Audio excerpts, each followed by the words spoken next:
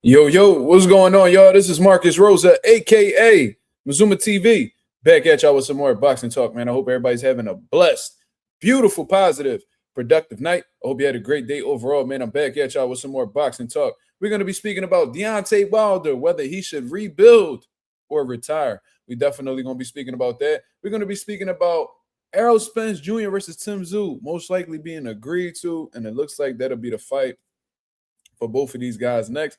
And we're going to talk about Devin Haney and exactly what his next move should be or could be. But before we get into all of that, if y'all could please hit the like button on the way in, that'd be very much appreciated. We on the road to 4K. We well to the 3,400 mark, looking to crack that 3,500 mark in due time. Shout out to the nation and the mob for making this possible. I'm already seeing a few comments in the building, man. Salute. You know what I mean? My apologies for not coming on live last night. I made the announcement, all of that, man. But, man, when you got a combination of being tired, you in a dark room, in a comfy bed, trying to put your son to sleep, man. Look, man, I had closed my eyes with my son at 10 o'clock. No, like 9:30. Like 9:30 around that time.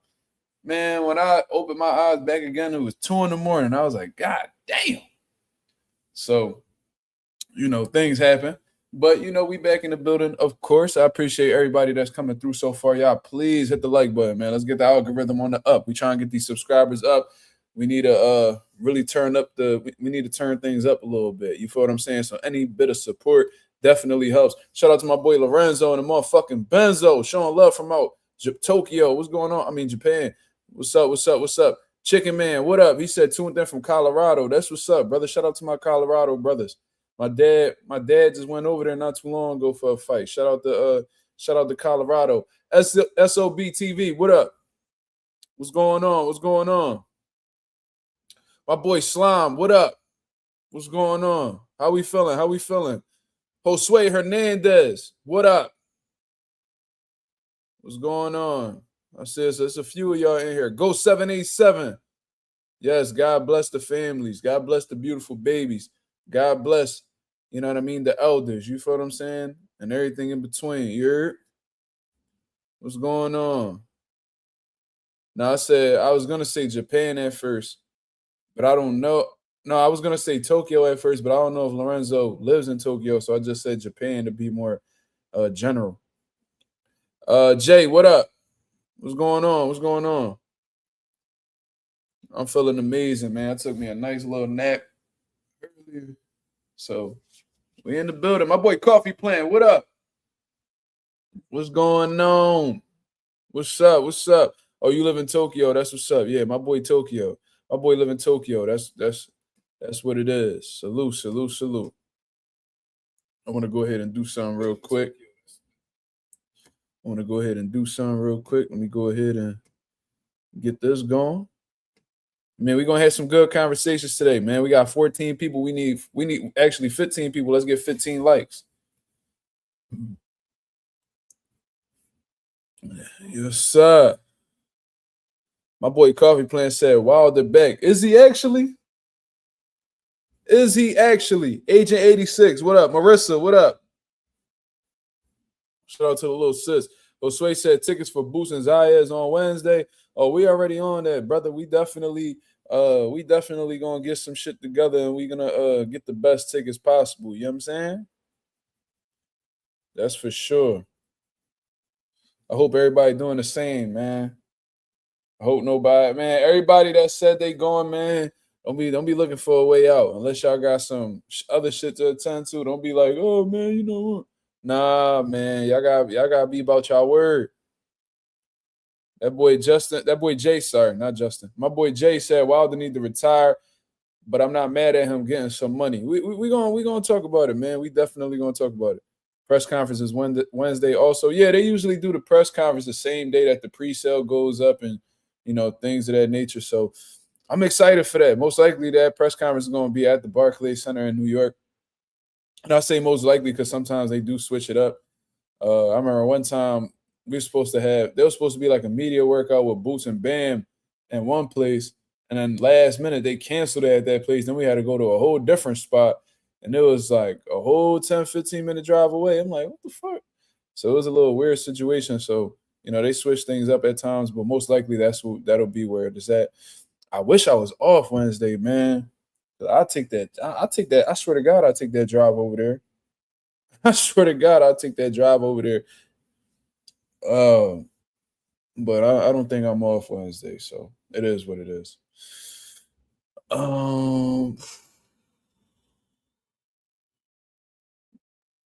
He said I'm gonna be up so early on Wednesday for them tickets. Yo, Sway, you see me, man? You better say what's up. I don't know what you look like, brother. So if you see me, let me know who you is.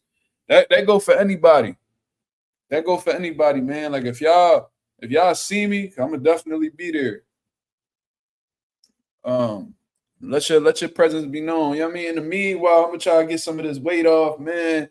I got a little heavy. I ain't gonna lie to you. Got a crazy gut out here in these streets. You feel what I'm saying? So we gonna try to get this weight off. I'm gonna try to do it the diet way. Mix in a little bit of working out, be heavy on the water. I think a lot of the reason why I be gaining weight for real. Mark is 210. Nah, not 210. I'd be really concerned if I was, but I'm not. Market heavyweight shit, we close to it. Hell yeah. Get some I'm gonna start fucking with the juice and shit, man. I'll be going crazy with the juice and shit. So I'm gonna fall back off of that. And I'm gonna stop eating all this crazy shit too. Like today I just ate 2 big ass plates from my grandma's crib. Ooh-wee. Yeah, man, them jeans getting a little bit tight. You know what I'm saying? Them jeans getting a little bit tight. Yeah. That's all I'm gonna drink is water, and the weight gonna fall off. You know what I'm saying? So that's definitely what we gonna do. Mark gotta go beat Benavidez after he beat Zordo. This nigga Ralph is crazy. Why would you want to see me in that type of danger, brother? Why would you want? I thought you fucked with me. I think this boy Ralph like, man, I can't stand this nigga Mark, man. He talking, man, he know that box talk, but I can't stand that nigga. Man, go fight Benavidez. This nigga's crazy. I will never fight that man. Y'all seen that road rage incident with Jon Jones? Yo, fucking, I don't know if it was a little Mexican dude. Apparently there was some road rage incident. This nigga Jon Jones, bro, imagine Jon Jones hop out a whip with his fucking hand tucked inside a pocket. No, he got a burner. This nigga Jon Jones, one of the most dangerous men to walk this planet today. You know what I'm saying? One of the most dangerous men on the planet without a gun. This nigga got a strap. And he come up to you like, yo, bro, you got to relax. And the boy's still talking crazy to him. And Jon Jones was giving the middle finger and kept it moving. Bro, you lucky. That's like the best case scenario. God was on your side that night. Yo, because you lucky he ain't really getting his bag and really choke you the fuck out and take your life from you in that John, bro. That's a lucky dude right there, bro. I would just be like, yo, John, why you tripping, bro? Like, you over here, you driving crazy, bro. Nobody want no problems with you. You crazy. Like, what's wrong with you, man? Should have made that shit clear. I don't want no smoke with Jon Jones. Fuck all that. That's one of the fucking most dangerous niggas to walk this planet ever. The fuck I look like going band for band with Jon Jones. In the dark, too. Like, ain't nobody around, bro. That was a very crazy situation. I ain't see a single soul outside. Why the fuck is you even pulling over somewhere where nobody at? He probably ain't know it was Jon Jones. He probably thought it was a random civilian. But fuck all that, nigga. If I pull up somewhere, it's gonna be where lights, where people is outside. Fuck is going on? This nigga said he'd have shot a double leg on Jon Jones. That is the dumbest shit you could do, brother. That nigga would have tossed you like a fucking beef patty, nigga. That nigga would have sent you across the fucking across the globe fucking with him, bro. Yo, Jon Jones, God bless that man, bro. God bless that. Not God bless. Well, of course, God bless Jon Jones, but God bless that man that ran into Jon Jones. That's like the craziest shit. That's like the worst case scenario, but the best case scenario happened in a worst case scenario situation. Like, can you imagine you talking shit in the whip? Like, I'm about to beat this nigga the fuck up. He keep following me and shit. You pull over to the side like you about to throw hands with the nigga, and Jon Jones hop out the whip. Oh my fucking God, bro. That's like the equivalent of like a prime Chuck Norris, RIP Chuck Norris, hopping out the whip. Nigga, that's like prime Goldberg hopping out the whip. Nigga, I'm cool. What the fuck? Nigga, hell no. That's like, nah, bro. We ain't doing that. And I'm not gonna say like I fear Jon Jones, but nigga, I know myself and I know him. And I know he could do shit that I can't do. And I know that he's very capable of taking my life if he chose to. Nigga, I love my life. You got me fucked up. That's like Slime. No, Slime come out the whip. We gonna be very comfortable. Prime Slime. This nigga's a fucking clown. We gonna be very. I'm like, yo, Slime. All right, bro. Go ahead, bro. Man, you wasting my motherfucking time. That's what I'd have did. I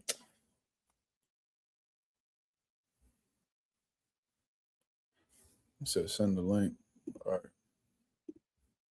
But anyways, man, we about to get into these topics, man. Because some things had happened since the last time I had went live. They said John had crashed out too. I never heard of him beating nobody up in the streets though. Like I heard he liked to party. I heard he liked to drink. Allegedly he liked to fuck with the recreational drugs. Well, he admitted it. He fucked with the cocaine, or he used to fuck with the cocaine, smoke weed. Like that's what he do. You feel what I'm saying? So that's the worst I ever heard from him. I never heard of him beating up a random civilian. Oh, you must not know. See, well, yeah, maybe he is getting into that type shit. I don't know. But I think it's safe to say that nigga learned. Yo, Slime, what up? Yo, what's the word, man? Chilling, bro. What's good with you? Ain't shit. I wanted to talk about Wilder and Chisora. He said, yeah, Marco, do some research, bro. Oh, he be beating people up outside too? Who, Jon Jones? Yeah. Yeah? What the fuck? Are you serious? This ain't nothing new, man. But I'm not gonna lie, the middle finger was what killed me. Man, Like nigga, if I knew that was Jon Jones and he did that to me and he walked away, I'd be like, phew. I'd have been happy than a motherfucker. I was like, shit, fast. I'm cool with that. All jokes aside, I'd have been happy as shit. He just I was walked like, away. that's I'd have all been you like, got? I'm like, oh, this might be, I mean, Jon Jones in a good mood today. All he said was, you need to chill, bro. Stuck the you need middle to. finger at him. Yo, he would have came up to me talking about some. You need to relax. I'd have been like, I do, man. No bullshit. I'm bugging. Oh, No my cap, God. bro. Jon Jones, bro. Like, I don't care if he's old and fat now, bro. He's still Jon Jones. Bro, he still washed a majority of the niggas that walk this planet, bro. I'm cool. Literally. He chased someone with a shotgun because they tried to break in his crib, right? Oh, yup. He lucky that Jon Jones ain't killed that nigga because he probably had every right to. And Jon Jones was hauling ass towards him too. Oh, bro, that nigga lucky he didn't blow the shit in the first place, because I'm pretty sure he could have blowed that shit and hit the dude. He probably just wanted to fuck that nigga up. For He probably real. did that just to scare the bull. Like if he probably would have ran down on him and caught him, he probably would have just beat the shit out of him and choked him out or some shit. Bro, that's like That was legit. that. Jon Jones wasn't in the wrong for that. Like in Philly, if somebody breaking your crib, you got every right to use deadly force. And I think he's from Albuquerque. I don't know what their laws is over there, but most So likely they got some shit where you could so defend your property. so y'all do gotta like defend y'all property. It's not a stand your ground law, because a stand your ground law is anywhere, like in a store or whatever. Yeah, but it's like you gotta. So according to the law, if somebody were to hypothetically speaking, if somebody were to break into my crib and I have a weapon, I say like I have my gun, boom, I pointed at them. I have to tell them to leave first. Mm. If they don't leave, then it is what it is. If they turn their back and you still shoot them, that's manslaughter off rip. Yup. Yup. So there's certain ways that you could go around that shit. You know what I'm saying? Like, oh, me personally, shit. I ain't asking nobody to leave. That's just me. Allegedly, I ain't telling nobody to leave. You walk in here, you better be ready for whatever the fuck coming your way. Allegedly. Allegedly, yes. And there's a situation where, I might just say allegedly that you still pursued me and I had to do what I had to do. That's what the fuck bro. You nigga, you lucky I would take you from this earth. But anyways, that's that, man. Let's get into this Wilder Chisora situation. You feel what I'm saying? I ain't gonna lie. I missed all the good shit. You know what I'm saying? I was out and about with my fam. I was down Center City actually with my son, buying him some little toys and gifts and clothes and shit like that. So I think by the time I started watching the Chisora Wilder fight, I think I was in the 9th round. So I didn't really get to see much. What I did see was that both of these motherfuckers was fatigued as hell. Deontay Wilder couldn't pull the trigger to save his life. You know what I mean? I seen he had Chisora at range multiple times to shoot the right hand. He would not shoot the right hand. He just kept measuring with the jab, just hoping that right hand just followed through. But it's like he was trying, but he just couldn't get it off, or he just didn't really trust his time. And regardless of the situation, I've seen Derek Chisora, trying to be physical with Wilder, hitting him behind the head, which I really wasn't too fond of. I've seen him throwing overhands and was dramatically missing. I've seen Wilder, uh, like I said, hesitating with his punches, and it was just a really sloppy, ugly fight, man. Um, really wasn't entertaining in my opinion. Some people found it to be entertaining. I really wasn't too enthused by that. But what I did notice was whenever Deontay Wilder put the 1-2 together, he hurt Chisora. You know what I'm saying? Like that's what I saw. But even then, just like how I had stated in my previous predictions of the fight, which I thought Chisora was going to win by knockout.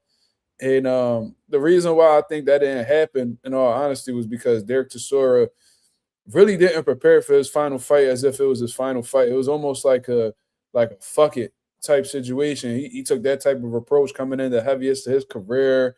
This nigga's eating chips in the locker room. Like this nigga's eating chips in the locker room before his fight. Like that doesn't come across to me as somebody who's really taking a fight serious. I think Derek Chisora is like, fuck it, this is my last fight, win or lose. I'm gonna do whatever the fuck I want, and it's gonna be what it's gonna be. And that's a bit of a lazy, approach to be honest with you. But at the end of the day, motherfucker had 50 fights. So maybe he just burnt out from the sport. Whatever. So they fought. Deontay Wilder got the split decision victory. That lets me know that some people thought that the fight was close. I didn't get to watch the fight, but I'm assuming you watched the fight in its entirety. Yep. So you let me know what you saw. The very beginning rounds, like from round 3 and 4, from round 1 and 4, very, very, very sloppy. Very sloppy. Um, did they have kind of moments? Yeah, I gave Wilder the first 3 rounds. I gave Chisora the fourth. But yeah, it was really sloppy. It was entertaining. It was very entertaining to me. Why? Because I at least enjoyed watching two washed niggas fight. Watching two washed niggas fight, you can't go wrong with it. Mm. Call it? There was moments where it looked like Deontay was like he did hurt Deontay Wilder, but there was a lot of shots that Deontay Wilder took that looked like it would have put people out, but man, I'm telling you, he took them shots very well, countered back, hurt Chisora. I think it was in the 8th round where that moment was where he got hit with a crazy overhand right. I thought he was gonna go out. Nah, he backed up, smiled, and then once Chisora got close, he like let go of that right hand. Bow. Bro, Chisora leaned all up on him. To be honest, it should have been a standing 8 count to keep it a band with you. Because when he did go back, he fell up on the ropes all crazy and shit. Um, There was times where they would like Chisora would lean on him and like they would fall. Shit was just ugly. Shit was ugly at times, but very entertaining though. That's for sure. You Do know what? egg You know what it is for me? It's because obviously, I'm a boxing coach. Well, for one, I was rooting for Wilder, right? So when I tuned in the ninth round, I'm like, all right, let's see. I'm like, damn, this shit went 9 rounds. I'm like, all right, bet. Let me go ahead and watch. And I'm not just watching with like a fan's eye. You know what I'm saying? Yep. This is somebody who's rooting for Wilder and actually wants to see him win. And plus, I am a boxing coach. So there is times where like I'm literally calling for Wilder to do something and he's refusing to do it. So to me, it was very frustrating to watch it. Now, from a fan's point of view, if I would have just sat back and put the fucking coaching hat down, and I might have been entertained. But like I said, I've seen when Wilder was measuring, and Derek Chisora head literally wasn't moving. And I'm like, bro, Hmm. shoot the fucking right hand. And he was Yep. not even being shooted. So I'm like, Yo, bro, what the fuck is wrong with this dude? Like, if you really about to do this shit, like shoot, like you was talking about you was gonna do this, you was gonna do that, you gonna knock Chisora out, blah blah blah, bomb squad, all that shit. All that shit sound good. And you keep talking about the old Wilder is back. So when you say that certain type of shit, I gotta hold you to your word. Now I knew that wasn't the case. I know Wilder's best years is clearly behind him because if this would have been the younger Wilder, Chisora wouldn't have made it past 3 rounds. Like yo, that's a fact. I'm not gonna lie. In the sixth round, bro, the coach. It wasn't his main coach. It wasn't the dude with the apocalypto haircut. It was the white dude in the corner.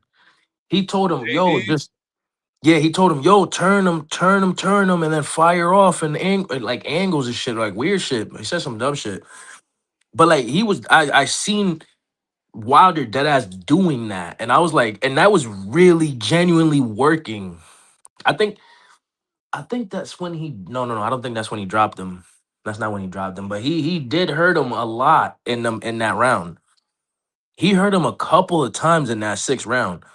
And then there was times, right? Mm. When Derek Chisora was in that corner and then Deontay Wilder said he said something he said I'm sorry and I love you. Like this ain't number one, this ain't Triple Eight. This ain't Shawn Michaels versus Ric Flair. You're not like, nah, hit him and knock him out and get it over with, bro. Then he's talking about, oh, I took it easy because woo woo. I'm like, bro, we gonna get I to that, bro. We definitely gonna get to that. So, like, like I said, I only watched from round 9 to round 12. So that's 4 rounds that I watched, right? So it was very frustrating to see from their viewpoint because I seen multiple opportunities where Wilder could have done something, and Wilder just refused to do so. And then on top of that, like when I did see him, use that 1-2, he was having a lot of success. So it was just confusing to me why he stepped back from doing that. Then they announced him to being, they announced him as the winner. He won by a split decision. It is what it is. Deontay Wilder does his post-fight interview now. Now, this is where I got even more frustrated, right? Because it just goes to show you, and this confirmed right here that Wilder's no longer the same person, not from a physical standpoint, but from a mental standpoint. Because, I remember Deontay Wilder being investigated by the WBC a while back because he said he wanted a body on his record. You know what I'm saying? I remember when he said that he yep, literally wanted to unalive somebody in the ring, that we modern day warriors, blah, blah, blah. And listen, that might be a bit insensitive considering all the people that have passed away from the sport of boxing. But one thing we're not going to tell a man that's in a sport that involves sanctioned violence, what their mentality should be. If that's what he wants to do, it is what it is. That come with the game, unfortunately. So I didn't really like the fact that the WBC was investigating because of that. What the fuck is there to investigate? That man is free to say whatever he wants. right. But Deontay Wilder, he was known for like this killer mentality and damn near taking people's life in the ring with one punch. Like I remember that Artur Szpilka fight. You know what I mean? Like I seen him hit dudes and they have seizures in the ring. Like this is the type of dude that I've seen, and that's what I grew to really like about Deontay Wilder and become a fan of. Just a fucking killer. You see what I'm saying? So when I see that, and look, he was friends with guys like Malik Scott and shit like that, and he went ahead and he beat those guys, you know, you know, in my, I felt like it was that fight was a dive, but regardless, he had a killer's mentality even in that fight. So it sucks to see him fight Derek Chisora and not get the knockout. Then he sits here and tells you that the reason why he didn't get the knockout was because he was holding back. What the fuck? Where did this come from? Where did this mentality come from? If you claim to be the old Wilder, but then you over here saying shit that the old Wilder would never say, I feel like that's a contradiction. I feel like you're not really telling the truth. Wilder throughout his career has always made excuses for his shortcomings, in my opinion, which I really grew to dislike, even though I'm a big Deontay Wilder supporter. But like he says that, he wasn't in the right place mentally, blah, blah. He was going through X, Y, and Z. He changed his diet up and all this stuff. And, I didn't really see a different Deontay Wilder from the ones that we seen, previously. Like this wasn't a different version of Deontay Wilder that, fought Zhang or fought Joseph Parker. You know what I mean? I just think he was against a guy who was also washed up and he happened to have a little bit more in the tank than Chisora. That's just what I personally believe. You know what I'm saying? But Chisora was never a world level fighter. He was a well-known, loved journeyman. You see what I'm saying? So with all of that being said, you sitting here during this post-fight interview saying how you took it easy on Chisora. You seen the veins coming out of his temple and, I want him to go back to his family and shit like that. Yo, Wilder, I think you personally saying that type of shit because you don't want people to say that you washed or that you lost a step or that you had a competitive fight with Chisora. The reality is you did have a competitive fight with Chisora based off of what everybody else is saying. From rounds 9 to 12, it looked competitive. So it's like I think Wilder just he's willing to say anything except that he's lost his stuff. Not only that, they both got dropped. Right. And I think he's too prideful to admit that he's lost a step. He wants you to believe, and he wants himself to believe, most importantly, that he still has it. But his best days are behind him, to be honest with you. And I'm seeing him talking about fighting Moses Atama. I'm hearing him tell guys like Anthony Joshua, let's do it. I'm gonna keep it real. And I've been a huge fan of Deontay Wilder, so this don't come as hate at all. Moses Atama, stay far away from that kid. Stay far away from that kid. That kid will really hurt you, man. And that's not even because Moses Atama is that great or whatever the case is. Like I think he could be the future, but it's because of where you are currently in your career. Right, you wouldn't lose to no Moses Atama if you were in your prime, but now I don't even think Moses and them would look Wilder way if he was in prime. I'm gonna keep it real. Wilder back in the day, he had the UK shook. Yeah, UK shook. Fucking Tyson Fury had to come off of his little coke and alcohol binge to go ahead and fight Wilder because nobody else wanted to fight him. You feel what I'm saying? So he literally had the UK shook, and he went to the UK before and did damage over there. He fought over there before. That ain't his first time. Yo, what's some call it? I'm gonna say this about Deontay getting dropped in that fight. I'm saying it was more of a positioning issue, and then he got hit. Yeah, off balance, and then he got hit. Yeah, because he wasn't hurt whatsoever. Yeah, I seen the knockdown. He definitely was off balance.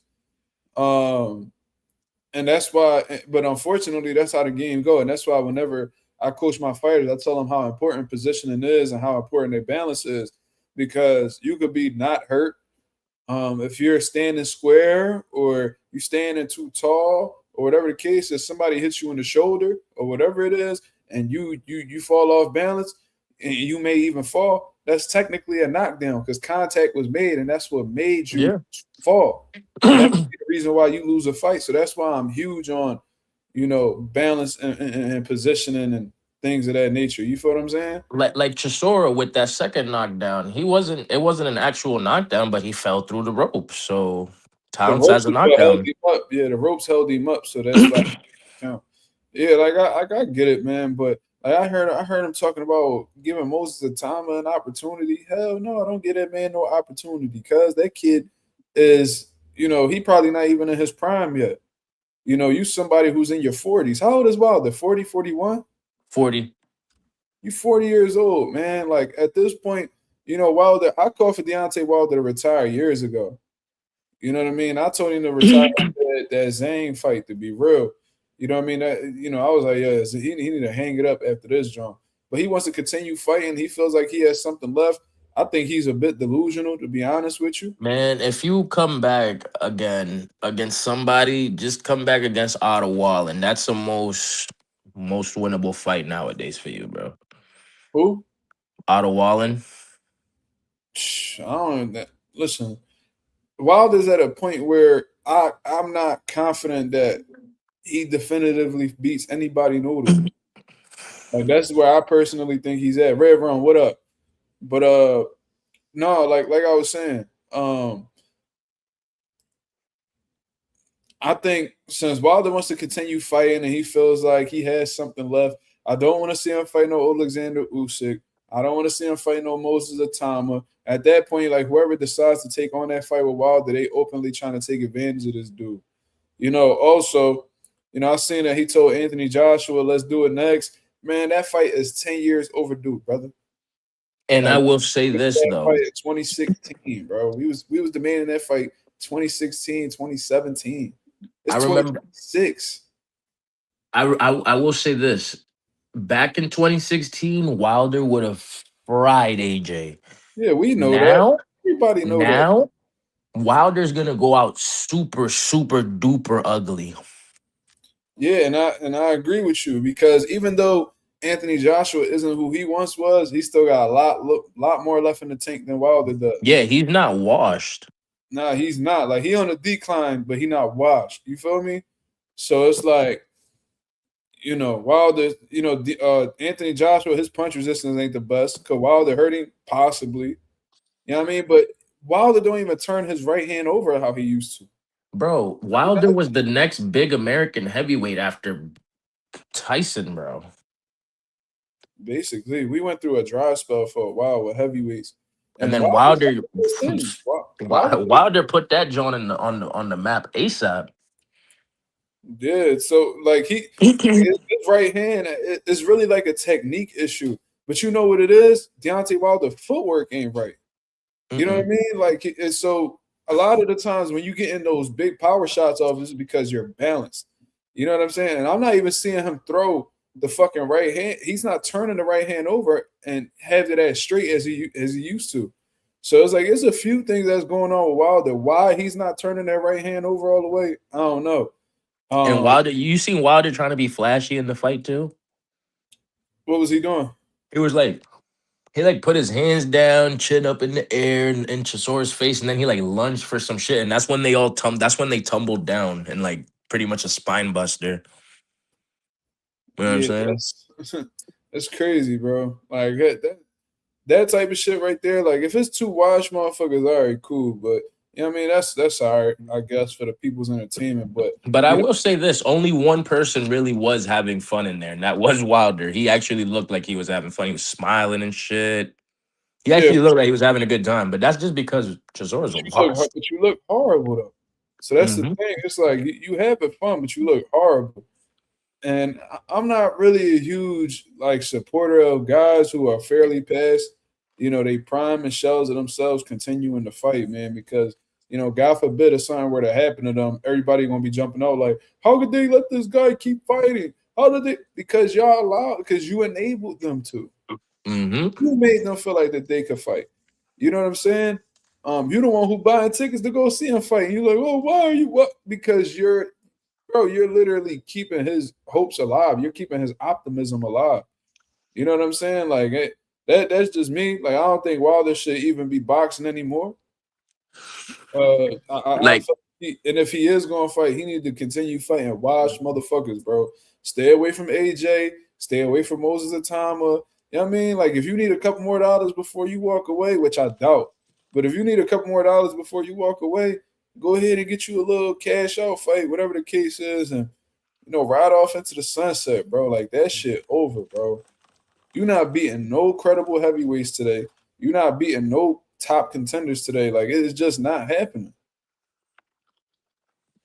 Like, I remember they was talking about him fighting Ichi Kabuya. Why the fuck would you? Why the fuck would y'all even encourage that? Why? I think that was in talks for that Germany card. Yeah, it was because Wilder mentioned it. He was like, "Oh, two-time champion coming soon." Oh, blah. Like, apparently that was something that was in the works, or whatever the case was. Or maybe it was Usyk, but apparently they was trying to get the Usyk fight, but they kept pushing it back. Like, Usyk, don't fight him, bro. You ain't gonna get no credit for beating no Wilder, man. I understand Wilder was a big name in his era and shit like that. He had a huge, but listen, bro, he's not who he once was. Like, I promise, nobody will criticize Usyk if he don't fight Wilder. I promise you that. You know what I mean? Now, if Wilder was in his prime, it was still slumping shit, and you ducked him, all right, yeah, we gonna hold you accountable. But this right here, this version of Wilder, you're not gonna get anything from him, bro. Yo, I'm gonna say this. What if Wilder was to fight Usyk and just spark him? That'd be one of the greatest comeback stories in heavyweight history, bro. I ain't gonna lie. Like, if he was to do that, that'd be one of the craziest comeback stories ever written. And Because then ain't nobody impressed with Wilder right now. Like, at all. So so if if you he's go ahead and you face the best heavyweight today and you knock him out, that's like that shit gonna make me feel like I don't know shit about boxing, bro. I'll be like, oh shit. Nigga, turn back the clock for Undisputed. Oh wait, somebody else got the belt. Fabio. Yeah, Fabio got the WBO, I think. Bro, this nigga Wilder, right? Let's say he fight Fabio, spark Fabio, and then spark Usyk right after. Go. I would ride off in the sunset just like that. That would be dope. But Wilder, I think Wilder got this thing where it's like he you know, and I feel like a lot of these fighters had that issue, like they don't know when to walk away type shit. Like, they don't know when enough is enough. Like, kind of like Roy Jones. Roy Bro, Roy Jones, Jones kept fighting up to like 2018. His last pro fight was in 2023, I think. Some shit like that. he just keep fighting, keep fighting. They don't know when to stop fighting. You feel what I'm saying? Until they get a humbling experience. That happened with Zab Judah. That happened with this motherfucker was still fighting. Holyfield was trying to come back and fight, and Mike Tyson, and like they just can't seem to walk away from the sport. You know what I mean? And I don't know if it's because they just addicted to rumbling. I don't know if it's because they're addicted to the spotlight and Addicted to stuff like that. CTE. Whatever it is, bro. But Wilder seems like even if he were to do that, hypothetically, let's say he beat Fabio and then he beat Usyk, it's like, bro, I don't feel like that'll be enough for Wilder. I feel like Wilder will just keep fighting. Wilder said, I love you, then drop Chisora. He really did. That shit was hilarious. Oh, that is funny as shit. Wilder had a few viral moments this week. He had that whole nothing on the stomach shit. Oh, he's tweaked out, bro. And then he went ahead and he did that shit. Yo, when that Wilder documentary come out, I know that's gonna be the most watched documentary on earth. All that dumb shit he be saying.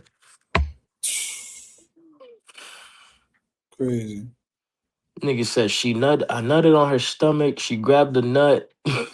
Yo, like, yo, what? My thing is, why you let her do that? Right, why ain't you fucking do her like you did Arthur Spilka? Oh my god, this nigga's crazy.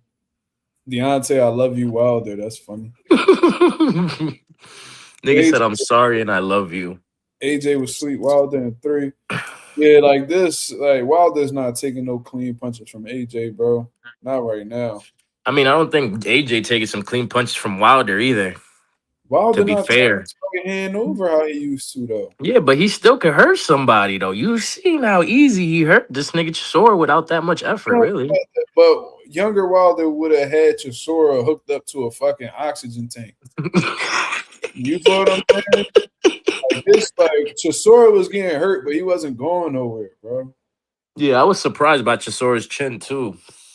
No, Chisora known for that. He I'm known for like, that. yo, nah, but he took, bro, there was one shot that he took clean. And Wilder put some shit behind it. He didn't go nowhere. But that was early in the fight, though. Wilder punching power diminished. You know, he still got some punching power, obviously. You know, like all of the punching power ain't gonna go nowhere, but it's not what it once was. His balance not where it once was. Oh. I know he took some shots from Chisora, but his punch resistance ain't where it once was. He looked decent in moments, not throughout the entire fight. He just in some moments it was like, oh, cool, Yeah, Sir said, feed my nigga Wilder to Jake Paul. Fuck it. Fuck it, bro. I think he could bro. beat Jake Paul too. Bro, Jake Paul already got his jaw broken by AJ. That nigga Yeah, is not fighting no Wilder. I kind of want to get into this topic too. I seen what Jake Paul has said in that Theo Oh Von yeah, interview. yep. Go ahead. Let's talk about that one. I'm gonna speak about this briefly, right? Because this type of topic will get us demonetized. Oh, Um, true. but I'm gonna say this, yo, Jake, you got mad at Drewski because he impersonated a white woman during a comedy skit, right? And you said that you're about to, you know, find some makeup artist that can make you look like a black man. So you're basically talking about doing blackface, right? But you said you can't find no makeup artist to do it. Use a motherfucking lie. You're a bitch and you are trying to make it seem like you're willing to do something when you're not.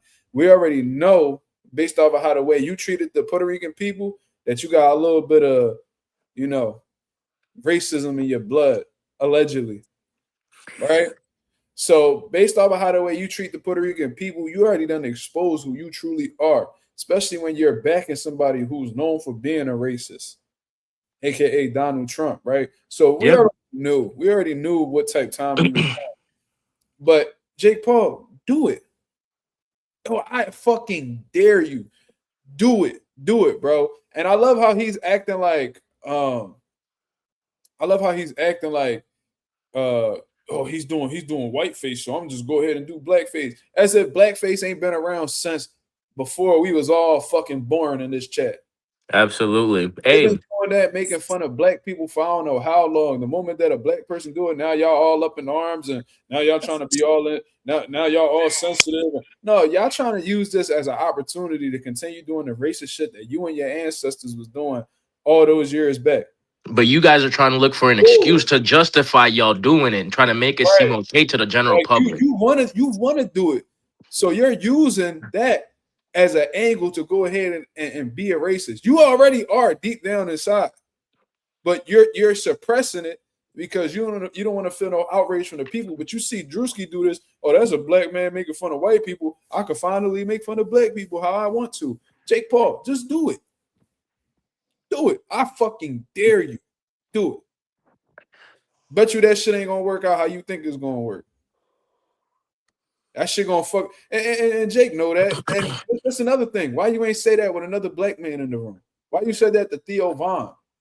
Next time you in there, make sure you in a fucking room. Next time you do an interview with a black dude that stand on business, not no coon ass Rampage Jackson, not no coon ass Charles Barkley, none of them Not niggas. no coon ass Israel Adesanya. Yeah, his coon ass standing up for Joe Rogan when he exposed himself, right?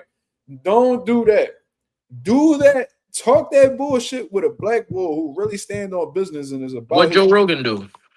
Joe Rogan, he said a racist remark about black people saying gorillas in the mist and all this bullshit. He said some fucked up shit a while back. He exposed himself. He said that he was in his black hood and it was like gorillas in the mist. You know, all this crazy shit. You know what I mean? And for somebody who, you know, I know like he known for like being some type of a comedian, but you not funny no way. Even when you not like you not funny on your podcast, your stand-up comedy specials is ass. You just not funny, bro. So you just need to go ahead and stick with your podcast and I keep didn't doing even it. know he did comedy. Yeah, he's a fucking he literally has stand-up specials. He's not funny, he's trash. You feel what I'm saying?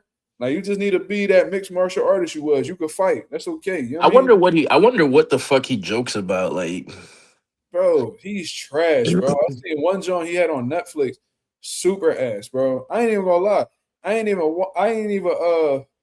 Uh I ain't even watch the fucking whole thing. I watched the trailer. Even the you know how the trailers they'll like highlight like the best jokes to make you want to. Bro, all the jokes was trash. I said, bro, that's the best shit that he had on here. I said, bro, ain't no way I'm gonna watch this. But then bad again, I ain't gonna John. lie, like white people humor is different from ours. So like shit that they find funny, we don't find funny. That's just what I noticed. Like there's some white comedians that's the bid. You know what I mean? That's funny as shit. Absolutely. But he not one of them. Like his humor, like Theo Von, funny as shit. Theo Von's hilarious. But I feel like Theo Von got a little bit in there in his system too. What, racist? That yeah, I think he got a little bit of that ism in him too. I think he be trying to hide it behind jokes. I don't know. Nah, I think he just like me. I don't know, like 'cause a lot of people do get along with like a lot of black celebrities do get along with Theo Vaughn that don't be coon and don't fuck with none of that shit either. Well, I feel listen, like Theo I don't Vaughn give a fuck just about Theo Von, but what I'm gonna say is he's funny, right? But nah like I was facts. saying, Jake Paul, do it. I fucking dare you to do it, bro. Go do that when you got black fighters under your promotional stable. You know what I mean? You know what I mean? Go do that. Go say that to a black man on a black man's podcast that really stand for his people. I guarantee you ain't got the balls to do that shit. You not Yo, like that. line up a fight with Deontay Wilder, right? And then at the press Come on. conference, do the back face. Yes, do I fuck? Oh my god, do it. Oh Do my god. it. Yo, Dare bro, you. Deontay will be #1 pound for pound for Yo. fucking sparking Or you at or the press or conference. or go rematch AJ. Yeah. He is not doing that shit ever in Rematch his AJ and fucking go. life. But I don't even Bro, know if AJ stand up for real. I don't even know yo, if he bro, like that. how long ago was that fight? Like, was that November? That was, December? Son? that was around there. Yeah. Oh, so yeah, his I don't think his jaw's full on healed, bro. He still be talking kind of funny, like, Bro, he just had a second surgery not that long ago. oh, yeah, true, true, true. I want to know when he's fully healed, done with surgeries. I want to see him talk after. He is not talking the same. I promise you that. Listen, bro, I hope that shit get broke again. Keep that shit going, bro. You know what, Yo, bro? You know what, bro? Go do it, bro. That's an excellent idea, Slime.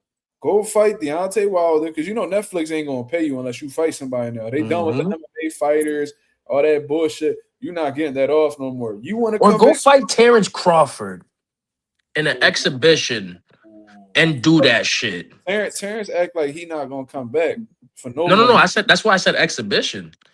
I wonder if he would. I don't know. But yeah, go do that with Terrence Crawford. He probably about your weight right now. He probably like 190 or some shit like that.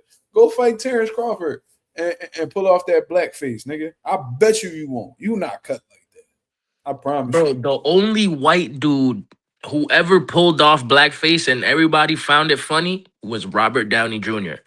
With the that movie. with Tropic Thunder. That he's the only dude who gets BET awards.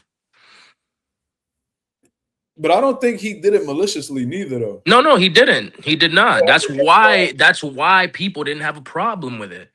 But that's kind of wild that they chose a white man to play a black man's role. Like they could have. There's so many great black actors out here. I don't understand why they. You know what's crazy? Tropic Thunder would not be the same without Robert Downey Jr. in it, though. I It guess would we'll not never be the know. same. Let's say Idris Elba was playing the Robert Downey Jr. role. It wouldn't hit the same. It wouldn't be as funny. I promise you that it wouldn't be as funny. Spit Uh, that shit out, man. Nigga bring a broke character, bro. I'm like, yo, this nigga's stupid, dog. Trick said, I don't get why Jake Paul is involving himself. Feels like he's clout chasing because that Drewski video blew up. But I don't know. I mean, it may be a little bit of that. You know, Jake Paul love attention. He loved to get clicks. He loved to get, he loved to go viral. He loved views. That's just what he get into. But this is Jake Paul involving himself because he wants to be, he wants to display his racism. That's what he wants to do, in my opinion. All I know is this: Drewski is loving all this revenue he's getting from all this attention. He's Yeah. getting paid off all this shit, He finessing the finessers. That's what he's doing right now. I hope he keep doing that shit. bro. And There needs you to know be a what's white crazy? chicks You wanna know too. how you know they dick eating because they ain't Drewski first time doing that. Absolutely not. He's played a white dude, He played, a white redneck. yeah, he on NASCAR. I remember that. I remember he did the John where he was acting like the white hood young Oh, the dude. white hood young. Like he did this multiple times, but because he did that to a woman that's involved with politics that was married to a fucking racist, in my opinion. You know what I mean? And y'all all clicked up, y'all all pushing the same propaganda and bullshit. Now you want to jump to her defense. See, you need to worry about that bitch that you with right now. That's a motherfucking Olympian or where that bitch that be figure skating and all that. That's what you need to be worried about. Stop worrying about what the fuck Erica got going on. Ain't none of your fucking business, nigga. Like I said, while you do that blackface and all that shit, I hope you be ready to get the fuck up out of Puerto Rico. I'm surprised Puerto Rico ain't do nothing to that nigga. I'm gonna keep it real. Real shit. Keep it real, bro. Like, I'm surprised Puerto Rico ain't do nothing to him. Like, cause Puerto Rico don't play that shit. So when he was talking that shit about Bad Bunny and all that, I'm surprised he ain't paid the price for that. I mean, a lot of people also don't take Jake Paul that serious, so that could be a thing too. Yeah, probably. I don't know. And it's like a lot of people are really looking at it like, bro, is it really worth doing something to this nigga? This little ass kid, bro. This little goofy ass nigga, bro. Yeah. Probably. But Puerto Rico don't usually play about their people. That's why I was kind of surprised by that.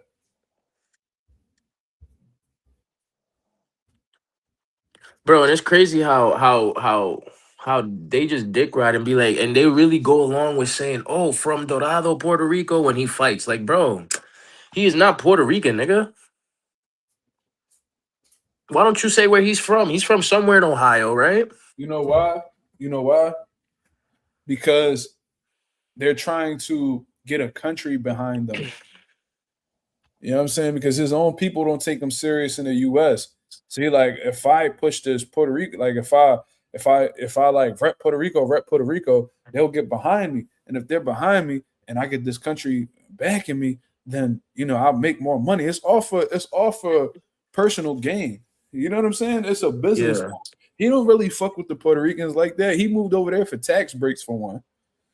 But I heard if you're there for like 6 months out the year, if you make that like your residency, like if that's where you live and you're there 6 months out of the year, you could get some serious tax breaks. So that's why you're seeing a lot of Americans moving to PR. That's one. Two, he's doing it for monetary gain. That's what he's doing it for. Like he's trying to get a bag. That's it. That's all it's for. He don't fuck with the Puerto Rican people. He lets you know how much he fuck with the Puerto Rico people when he said that. Yep. When he said that shit about Bad Bunny. If he think that way about one of the most popular artists in the world, that's Puerto Rican. Imagine what he think about a random civilian that is from Puerto Rico. Right. Come on, man. Like he showed who he truly was, and I'm surprised. Like I said, I'm surprised Puerto Rico ain't stand on business for that. He was apologizing though. He was definitely apologizing because even his own fighters like, what the fuck this nigga talking about? But I don't even know what he said. What did he say? I never heard him say shit. I don't know. About Bad Bunny? Yeah, what he say? Oh, we did a whole video about that. Let me see. Let me pull up that tweet.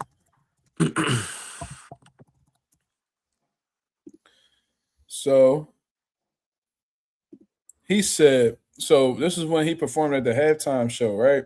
And you know how like them fucking racist motherfuckers was turning off the halftime show because they don't understand Spanish and Yep,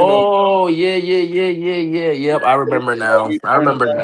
We turning off the halftime show because we don't understand that language, and the the halftime show should be from a U.S. citizen, not knowing that Puerto Ricans are fucking U.S. citizens, but was saying how like they don't understand, so they're gonna watch the other network that's doing their own halftime show, corny ass fucking halftime show.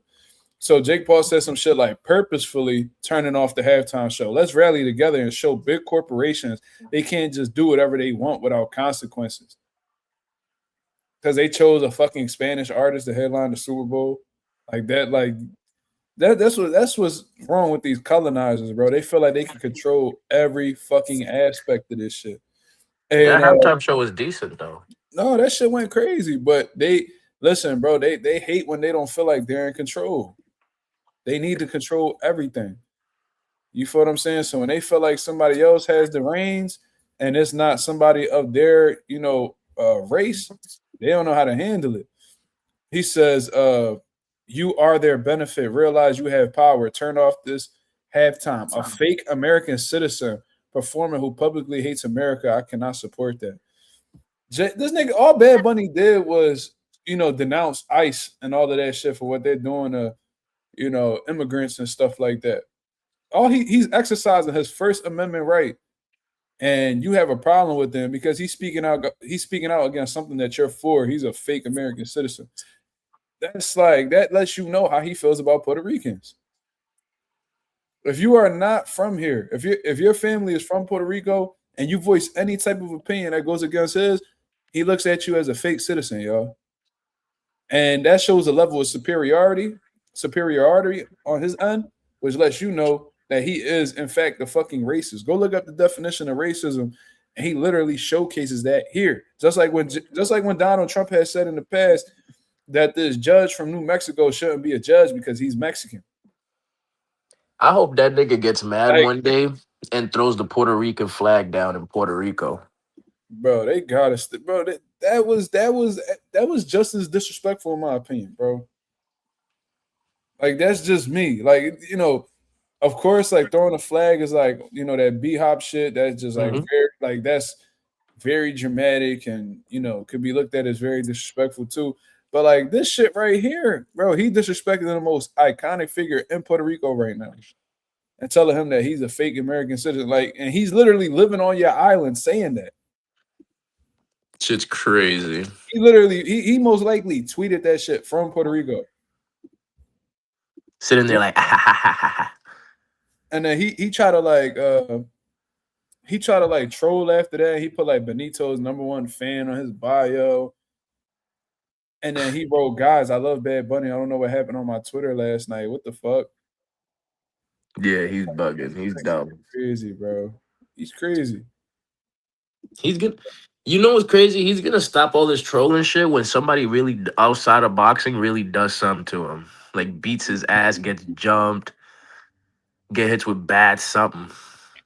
I remember Floyd beat his ass. They jumped him. He left with a black eye and all that shit. He think all that shit is funny. He don't care. No. He's gonna know when, bro. It's because it's Floyd.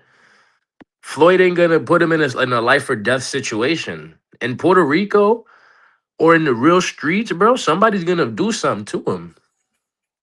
Man, he left all that shit alone though. So I feel like niggas done forgot.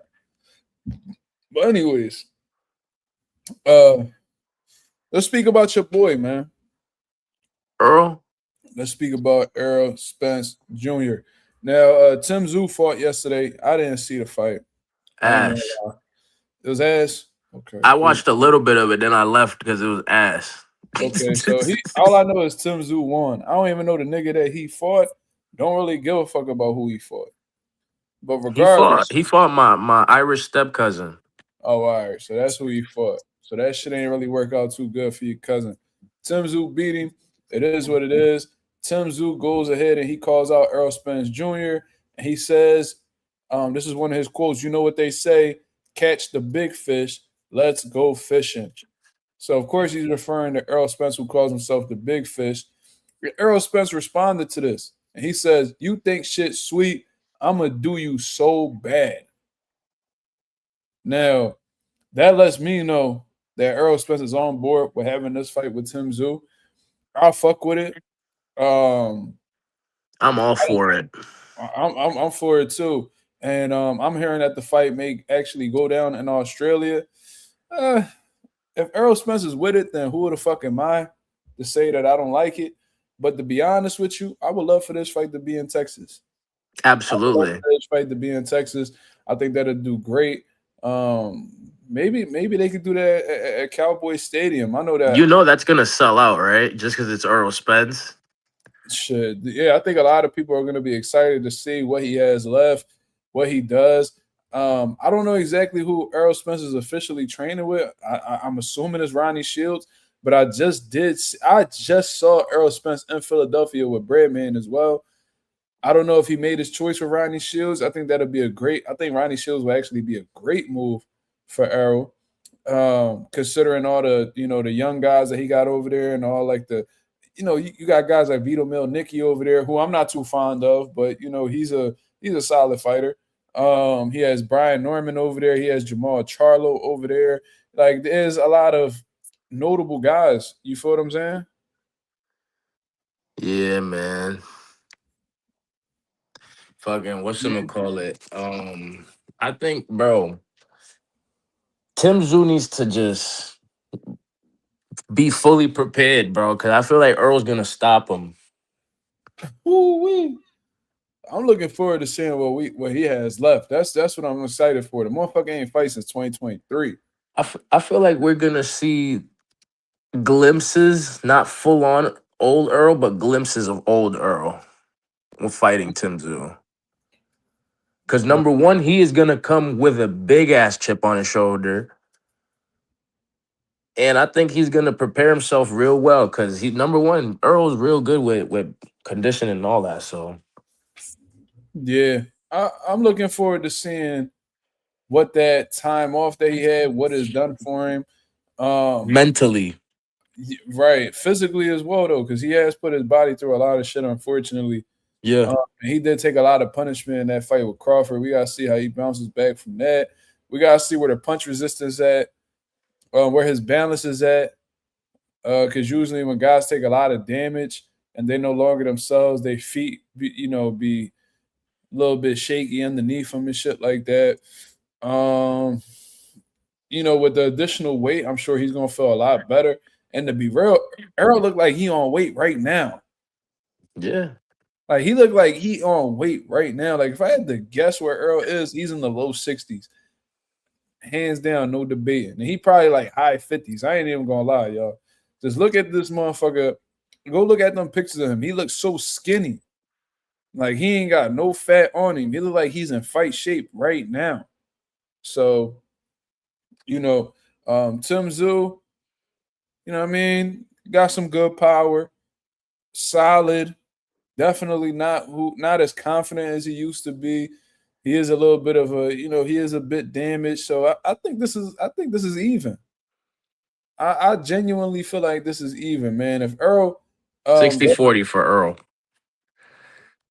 what y'all think, Chad? What y'all think? What y'all think the likelihood is? Y'all I think got it's this. 50, 60, 40? Let me know. What y'all think? I But got this. Me personally, I got a 60-40. Just because you I got feel like Earl's gonna come back with something to prove, and I feel like he's gonna prove that. mm, And possibly he might, depending on how he feels and how he look, he's gonna call out Fundora or somebody. mm, I know it won't be no Boots. Please stay away from Boots. it says Leave. 50-50. From a boxer sparring said 50-50. Bethaniel says 60-40 realistically. And who's favorite? Bethaniel, you gotta make it clear. Anonymous says 52-48 Zoo. Okay. Jay says 50-50 to me because I'm unsure about Errol. Lorenzo says 60-40 Spence. Josue says 70-30 Spence. Damn. The motherfucker ain't giving Tim Tszyu no opportunity, Should we huh? do a poll? I mean, they saying it right now. Bethaniel says 60-40 Errol. Okay. Bella Face, I'm still not sure EJ even comes back. I hope he does. Yeah, because that's another thing, and I'm glad Bella brought that up because there was a few instances where Errol was supposed to come back, but then he'll fall back. You know what I'm saying? So I'm trying to figure out, like, because Errol's like, yo, I'm not going to come back until I'm ready. So you jumped in the ring and you called out Sebastian Fundora. No, well, let's go back. Let's go back. So remember, he was supposed to do that rematch with Terrence Crawford. He had Terrence Crawford waiting around. He never fought Terrence Crawford. I think he had eye surgery again. So then he fell back. So then he comes back. Fundora wins. Terrence Crawford tries to get the fight. Errol Spence intervenes and he takes the fight. I don't wait in line. I don't wait in line. I remember all that shit. So then he's supposed to fight Fundora, pulls out. So that's two instances already. And he said he's not coming back, so he felt like he's ready. So now they saying Tim Tszyu. All right, cool. The fight should be coming up this summer. Let's see if Errol actually commits to this fight. I'll believe it when I see the first press conference. I think once Errol signs, that Errol has always been a man of his word from what I've seen. You know what I mean? When the fight is signed, he's gonna fight.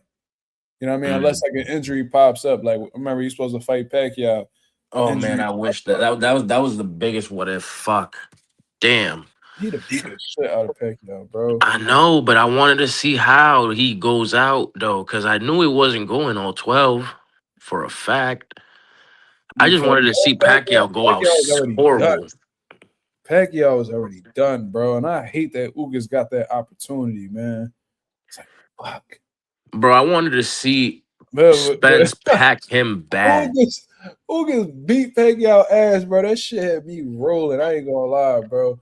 That nigga had his wife feeding him. Yo, Ugas whooped his ass, bro. You ain't see that video? Yeah, bro. His face was all shut, swollen, all bad. I kind of felt bad because look, growing up, I'm gonna keep it real. Pac-Man, like Manny Pacquiao, I never liked him. Never. Not because he wasn't hater. fan. I was a huge Floyd fan growing up. So it was like I felt like I had to choose. You feel what I'm saying? And I ain't gonna lie, being a young bull, when I seen him watch Margarito, seen him watch De La Hoya, seen him watch Cotto, I'm like, yo, this nigga, like, he used to put fear in my heart, bro, for Floyd. I'm like, yo, what the fuck? Like, this nigga's different. But, like, my pride would never want me to admit that.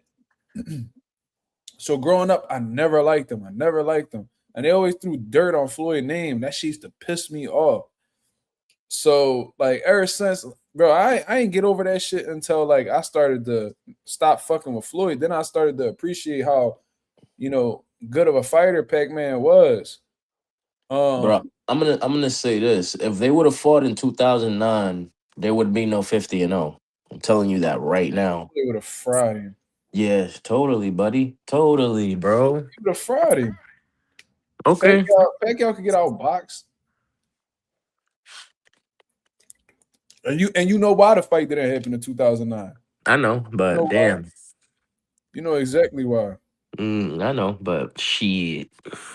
That motherfucker was ducking was ducking Vada. Because he wasn't doping. Okay. Why would you duck them if you're not doping? I don't know. Yeah, exactly. Might be microdosing. That's still, I mean, that's doping, but he's like, nah. You know what I'm saying? But anyways, so bro, when Pacquiao, when I seen how the way he looked in that Ugas fight, I was like, ooh, wait, that nigga would have fought Earl, he'd have got stopped. Man, Earl would have done him so dirty. Bro, I would have loved to see it though. Errol Spence was trolling Crawford. He was when the fight got announced, he was trolling Crawford like, oh, blame Bob, nigga. I got the fight, nigga. Be mad, you mad. Like basically like on some you mad shit. He didn't say that, but that was like the vibe. He was trolling Crawford just for you to pull out because you got the detached right now. Ain't that some shit? Bro, that's all that shit worked out in Bud's favor, bro. At the end, Bud really got the last laugh. Shit crazy, bro. How the way that whole situation, Earl really went against the whole network and got fried. I'm sad. I'm pissed, bro. Bro, leave me alone, man. What you mean got fried? Earl got fried. No. I'm saying like Bud went against the whole network, like PBC. Like they was all trying to, downplay him. They was trying to blackball him, bro. Like PBC hated Crawford, bro. They knew that nigga was a threat. They knew that he was like they knew that he was a threat to like they assets, which is they fighters. And it was like, bro, we need to keep this nigga away because he gonna fuck the money up. He fucking up this program we got going on over here. This nigga Bud kept on. All Bud did was call Errol and switch Errol mentality all the way around because Errol was following the PBC program. But the worst thing that happened to PBC was that fucking Errol Spence picked up that phone call from Bud. And Bud was like, yo, nigga, like, you need to be on boss, blah, blah, blah. Like, Man, if I was next to Earl when that phone rang, I would have slammed the fuck out that phone. They had a conversation, and Earl was like, you know what? This nigga Bud right. He was like, yo, he told them niggas, yo, make this fucking fight happen, bro. Oh, but Bud wants this. Bud wants that. Bud wants this. Bud, I don't care. Give it to him. No, man, but we could fight Keith Thurman. Oh, but we could fight this guy. We could fight that guy. No, I don't want to fight him. I want to fight Bud, make the fight happen. But they was sick. I know them niggas are sick as shit. Oh, wait. Bud ended up getting his way. He finally got that fight. He won. And then PBC tried to block him again with Fundora. He like, all right, that's cool. I mean, went and beat motherfucking Madrimov. And you know what they was trying to do, right? They was trying to get Errol to fight Spence. I mean, I'm tired as fuck. They was trying to get Errol to fight Canelo eventually. Like, that was their main goal. They couldn't get the fucking Benavidez John, so they was trying to guide Errol Spence to that Canelo Alvarez opportunity. And shit, Bud intercepted that shit, bro. He fucked the whole program up at PBC. Made Sean Porter retire. Got him the fuck out the way. This nigga Keith Thurman was somewhere holding his elbow somewhere injured. Motherfucker Errol Spence out the fucking frame. Nigga ain't fight for 3 years. He was gonna fight Jamel. Canelo took Jamel out the game for a couple years. So it was just him and Canelo left standing. He went over there, fought Canelo, beat the shit out of Canelo, and retired. That fuck nigga, Bud. yo, Bud crazy, bro. Man, fuck Bud. Bud really stood against the motherfucking machine and came out victorious. Yo, Bud, fight me, nigga, for Undisputed, nigga. Nigga, you going 42-0 and 1. 42-1, nigga. Feel me? Nah, I'm trolling. That nigga Bud took out PBC by himself. That nigga, he walked in that building like the equalizer, nigga. Nigga set the watch and started drawing. Yo, you ever seen the movie Wanted? Did I? Sound familiar. It's that dude. He had like a regular ass desk job. Then he got found by like some like assassin corporation. Like what's this nigga's name? Morgan Freeman.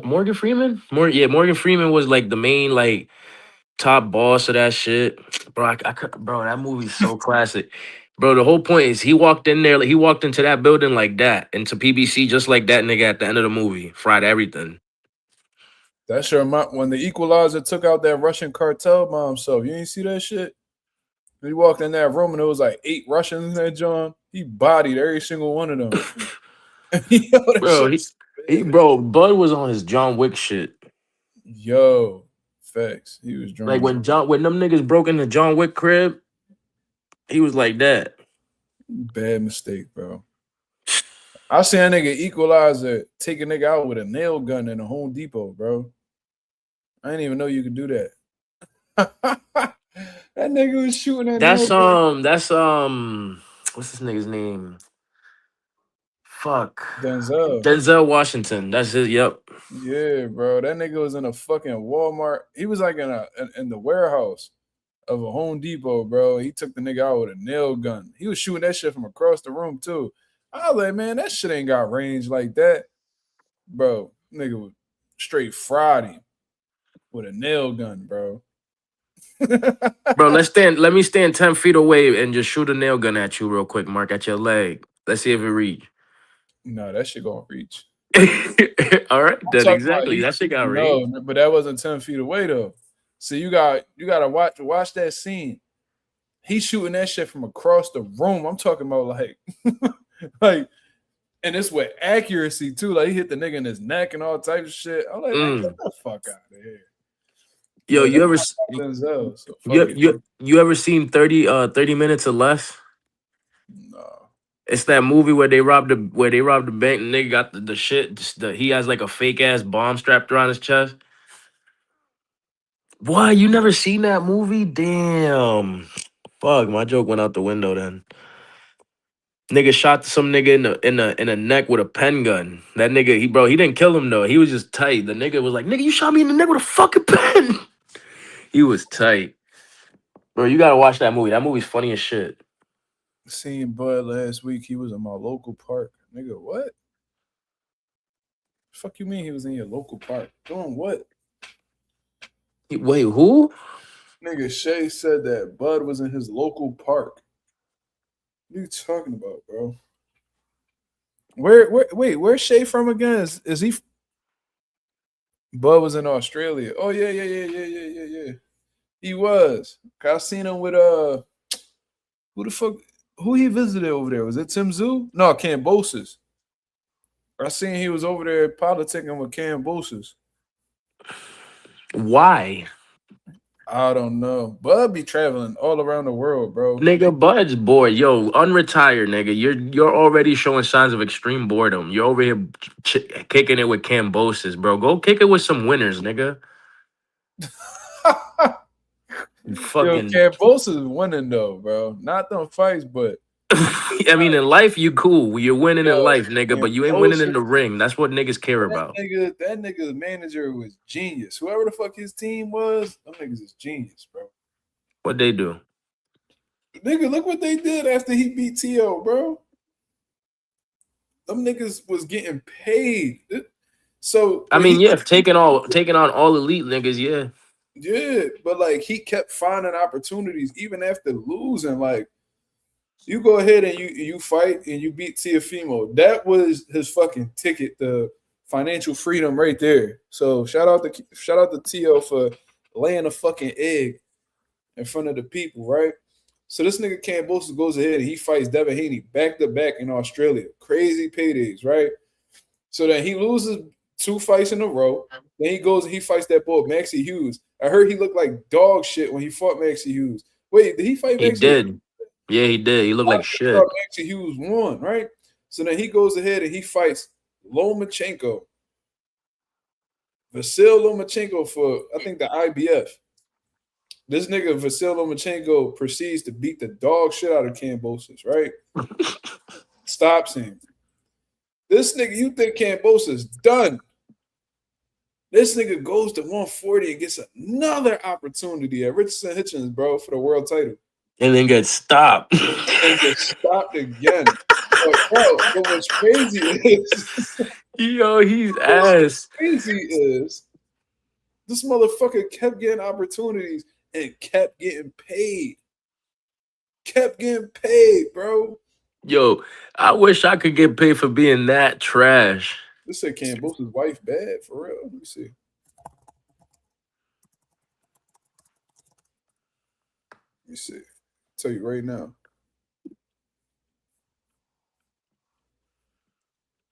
I can't see. She all right.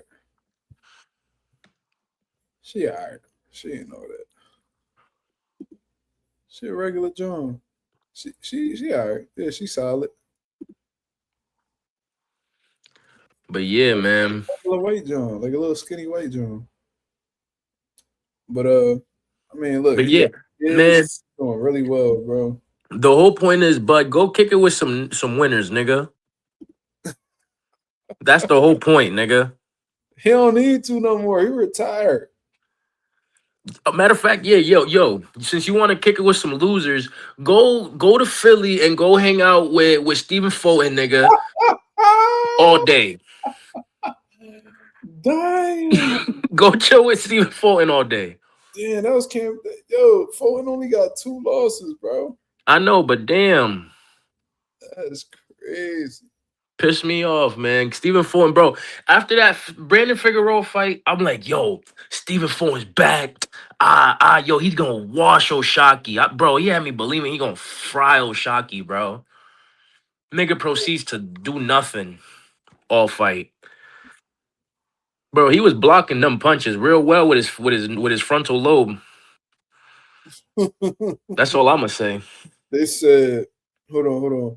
88 Sports Talk. Shout out to my brother. He said Kambosos is Kirk Cousins of boxing. Keep getting paid for nothing. Yeah, I've been hearing about Kirk Cousins. That motherfucker keep getting to a bag. That's what I heard. Shout out to Kirk Cousins. My boy Josue in the building said, yo, Mark, you heard about the rumor of Kambosos versus Vargas on the boot Zayas undercard? No, I actually did hear about that, but I heard that was cat. I hope Kambosos whoops his ass. He won't. I know he won't, but I'm hoping. There's hope. Y'all don't like Emiliano, but that motherfucker. Oh wait, it's Emiliano. Never mind.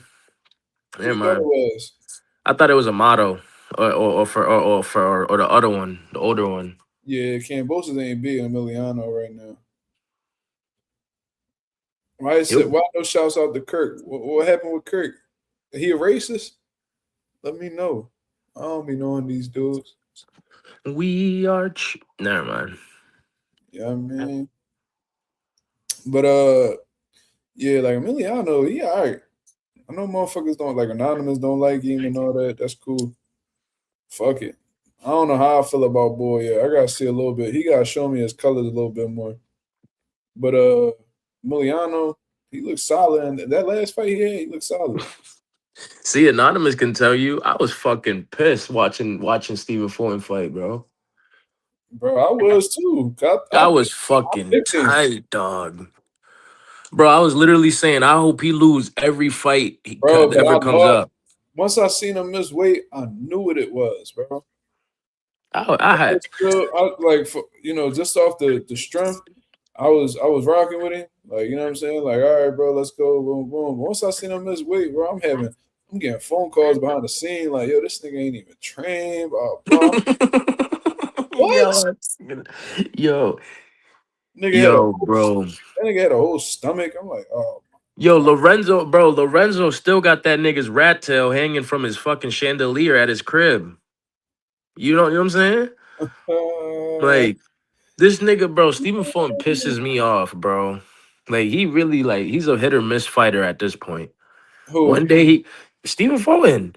One day he could come in on some crazy shit and whoop straight ass, and then one day he could come in and be straight ass. Like, that shit's fucking frying me, dog. He had me thinking he was back to his old ways when he beat Brandon Figueroa again. 88 Sports Talk said the weigh-in told everything. That's why I like to reserve my predictions until the weigh-in, for the most part. You know what I mean? The weigh-ins tell stories, man. Them weigh-ins tell on you. A lot of these weigh-ins now be ceremonial. So meaning like they already be hydrated or in the process of hydrating when they get to the scale nowadays. But like I remember like them weigh-ins like where you actually you could tell if they trained, you could tell if they didn't have a good weight cut, if they had a good weight cut, if they look strong, if they don't look strong. You know what I'm saying? Yo, you want me to keep it a bang? You know who I wish was in Earl's corner right now? Bomac. For real? Yeah, I wouldn't mind seeing that. Why not? Bomac still feel away about Errol and them, how the way they treated him. Oh, never mind then. Yeah, Bomac said he don't fuck with none of them. Like he don't fuck with Derrick James. He said it was real disrespectful to him. And man, fuck Derrick James, that coon ass nigga, bro. Fuck Derrick James. There was a point where Derrick James was really highly respected, but now it's fuck him. Fulton, the Paul George of boxing, hot and cold ass nigga for real. You know what's crazy, bro? Paul George is one of my favorite players. When I was a young boy, when he was on the Pacers and shit. That nigga was nice, bro. Yo, this nigga Mark be capping like Fat Joe. Nah, I'm trolling. No, I'm trolling. Yeah, like Nah, Kobe. Paul George was on his shit I at was a one heavy, point. I was a heavy Kobe boy. Then when he retired, or at least when when he was wrapping his career up, which was around like 2016, I used to like Paul George, bro. Paul George was smooth, man. He was super smooth. Bro, ever since Kobe died, everybody started really like overdoing it with how cool, how good he was, and so and then it just died the thing for me. I'm like, man, y'all are over forcing it. Y'all are forcing it now Wait, with who? with Kobe. What you mean? Kobe, one of the greatest, nigga. You Yeah, stupid. but like, nah, but niggas started overdoing it. Like, I know Kobe's definitely one of the greatest, but niggas started like tripping at one point, bro. Like, they Man. really started bugging online. Nah, I actually thought Kobe got a lot of disrespect when he died. Because then motherfuckers was acting like he wasn't like a top 10 player all time. That's a different conversation though. That's a different conversation. Nah, he's definitely top 10 for sure. But Niggas like, is disrespectful, bro. Like that shit that I was hearing, he said, but he not top five. Y'all niggas tripping. Y'all niggas tripping. That's what I be talking about. But what's so crazy is when you ask the real ball niggas who top five, Kobe always on there. It always be the fans that like be throwing dirt on Kobe name. Should be crazy. I don't never understand that. Cause y'all niggas wasn't saying that shit when he was alive. That's just what I find funny, man. Like Kobe in his prime, a lot of these niggas ain't fucking with him. Like at all. you know what be I mean, it'd be frying me because niggas be overhyping it too. But when niggas be like acting like LeBron's the god of basketball, like nigga, chill out, These bro. niggas soft as shit, bro. I don't like LeBron at all. He ain't got no dog in him. Every time it's time to rise to the occasion, he always find a way out. He's a bitch. He a bit LeBron a bitch to me. Like he ain't got no dog. I can't respect his mentality, bro. He a hoe. I ain't gonna lie. Hey, but he is one of the greatest players in the league. Facts. For sure. He's definitely in the top 10. But he do be doing whole shit sometimes. But other than that, he is goated. Bro, LeBron's a fucking pussy, bro. Like I seen this nigga crumble in real moments, bro. Like I seen this nigga had a rock in his hand with seconds left on the clock, and then I'll see the nigga pass the ball. See, I can't respect shit like that. Like I can't, bro. Like real dogs don't pet. No, nigga, we shooting this shit out, bro. And if the shit fall, it fall. If it don't, it don't.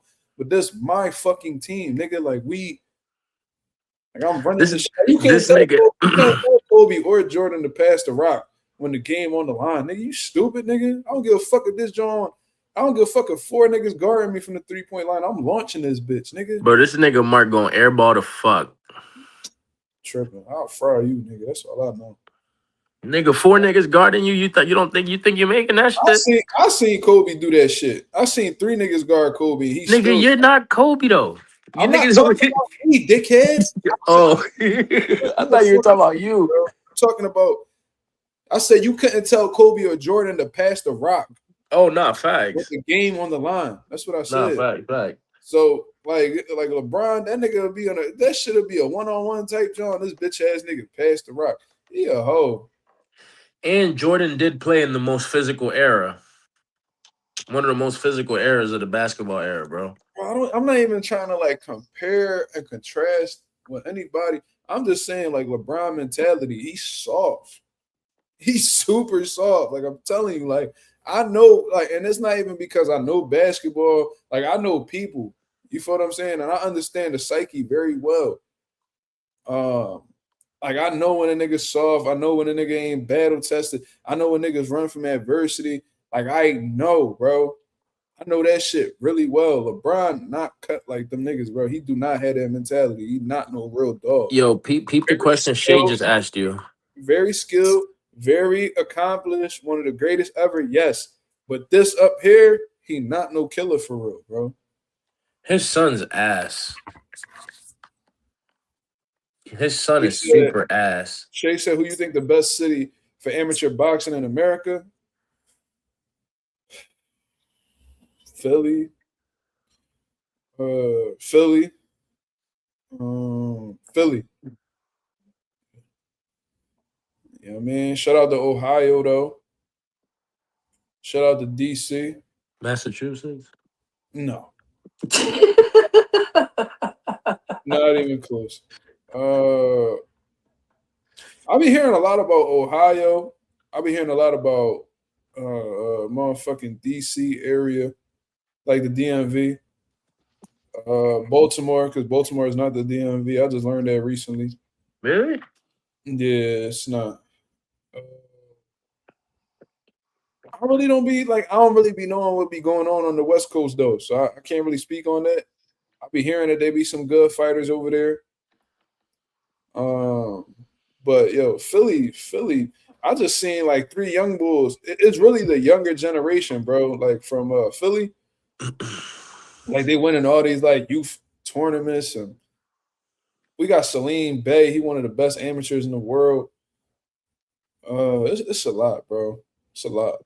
PA specifically, like Redden, PA. What's the Lancaster has a lot of good amateurs, and Philly. So it's like Philly, Lancaster, Harrisburg got some good talent. York.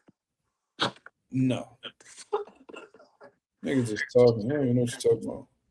Michigan. I don't know. I don't know what's going on in Michigan right now. See, I'm not really too big on the amateur circuit. Like I got amateur fighters, but like I don't really be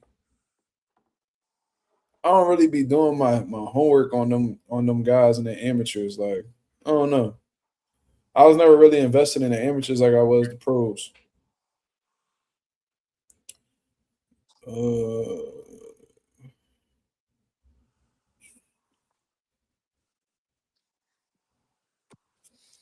I'm expecting a lot of shit talking in that first press conference with Xander and Boots.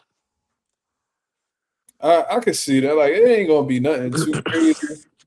Cause like Xander, they gonna say they little words and shit. What's probably gonna get a little out of pocket is the niggas that's gonna be with Boots, with the niggas that's probably gonna be with Xander.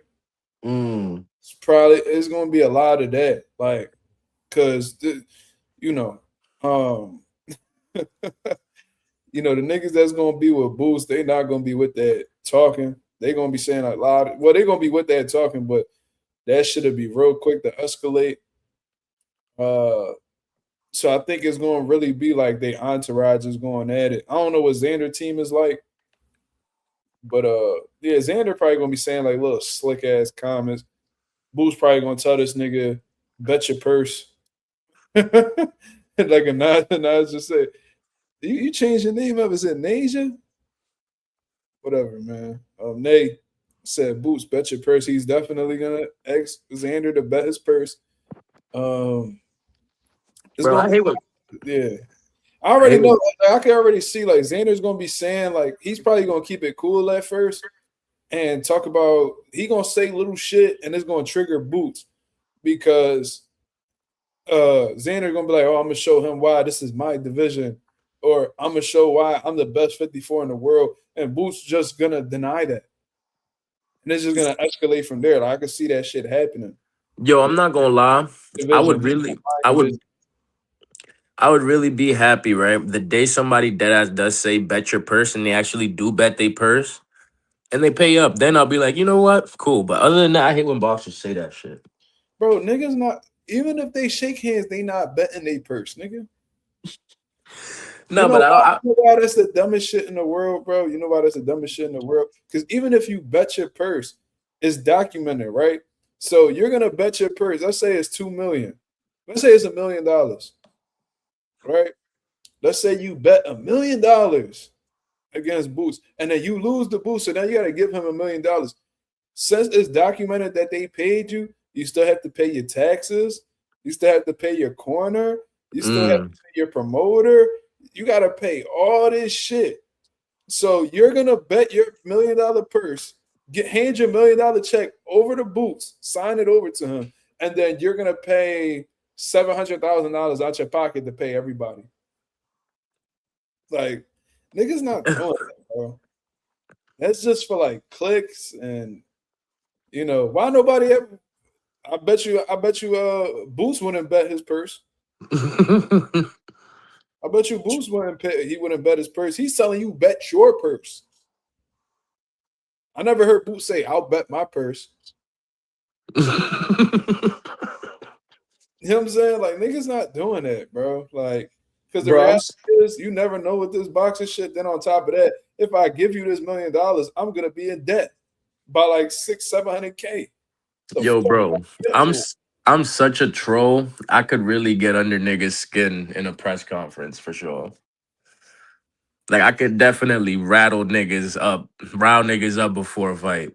I Like have get them pissed. a nigga ready to fight if I got to talk to that motherfucker boy. That's what I'm saying, bro. Like Rolly, if I was to go into a press conference with Rolly, bro, Rolly would dead ass like have be stuttering, doing all types of shit, bro. I'd have him like in a loss for words. He's not smart enough to keep up with my shit talking. I already know what I would say to Xander. I would What would already you say? no. I would really.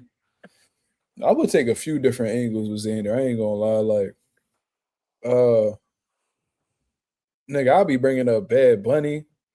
I'll be bringing up how he not really from Puerto Rico, even though he is. I would still use that against him. Uh, I'll be talking about his performance. I'll be talking about how he got hurt by Spalmer. I'll be talking hella shit. Like, I would definitely get in Xander head. And I'll be telling him, like, nigga, you ain't no motherfucking Kodo. You ain't none of these niggas. Like, you know what I'm saying? Like, I'll be right at him. Bro, I could literally I'm gonna bro, use, I go ahead, carry it, bro. I'm gonna use the bathroom real quick. I bet.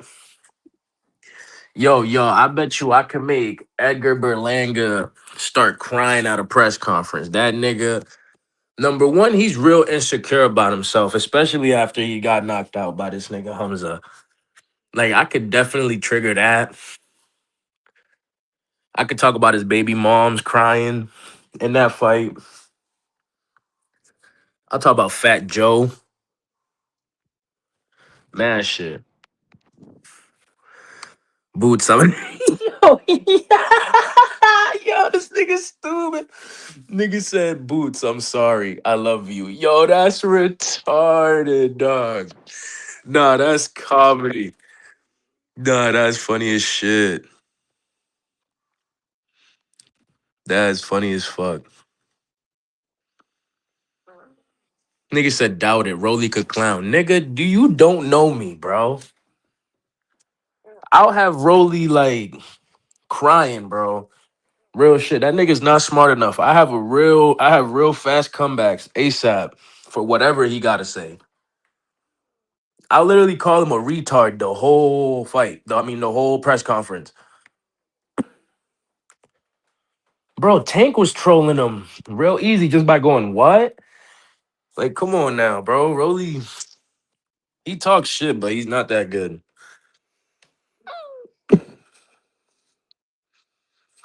That nigga thought, yeah, bro. He, against Ric Flair, bro.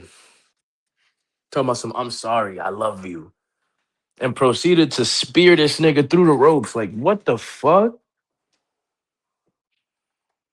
Niggas is bugging.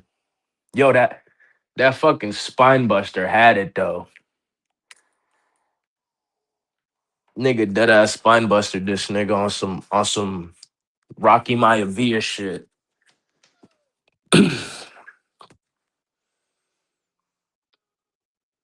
Nigga was bugging. Wilder should fight Jarrell Miller next. I mean,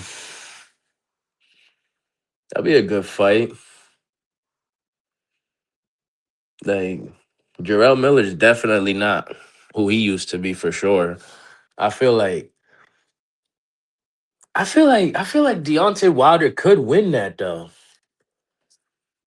I think that's a winnable fight for Deontay Wilder. I feel like nah, but Jarrell Miller does come forward a lot, and he throws punches in bunches too.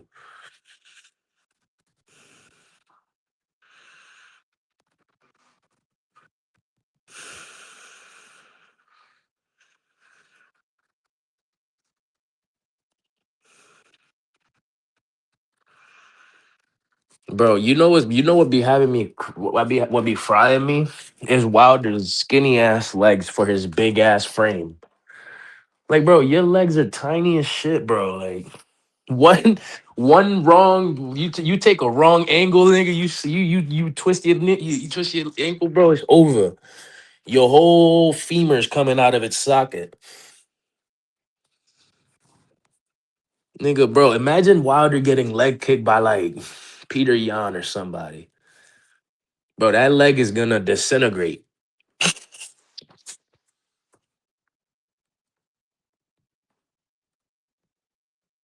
Dude got toothpick legs. Facts. Nigga, his leg look like chopsticks. No bullshit. It look like chopsticks, and then the top of his body looks like a gallon of ocean spray. The cranberry juice. Man, he looks funny as shit.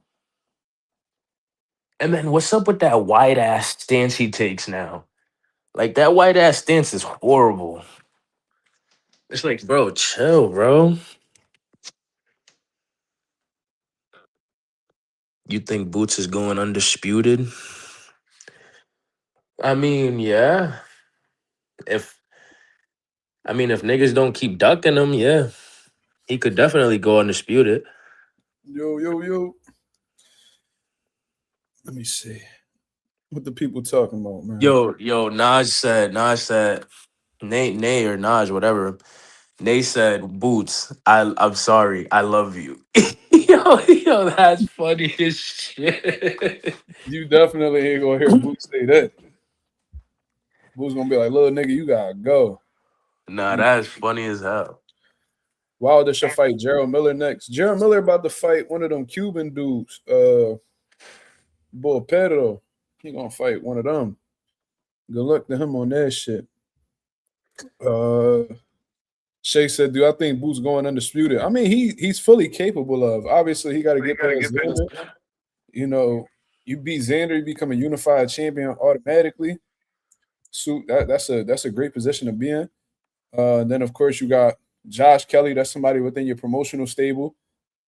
That's something that if Eddie Hearn is able to persuade them, you could probably get that fight going.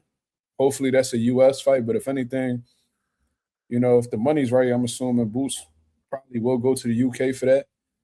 And then you got Sebastian Fundora. Now that's gonna be the tribulation. That's gonna be the issue. I think that's gonna be the hardest one to make. In all honesty, Sebastian Fundora has yet to step off of the porch, man. Like he wants nothing to do with anything that isn't associated with PBC. He doesn't even want to face mandatories.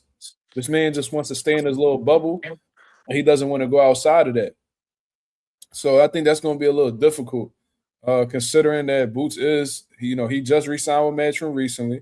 Matchroom is with the zone, and PBC is over, in their own little lane. Having fighters fight for a commission.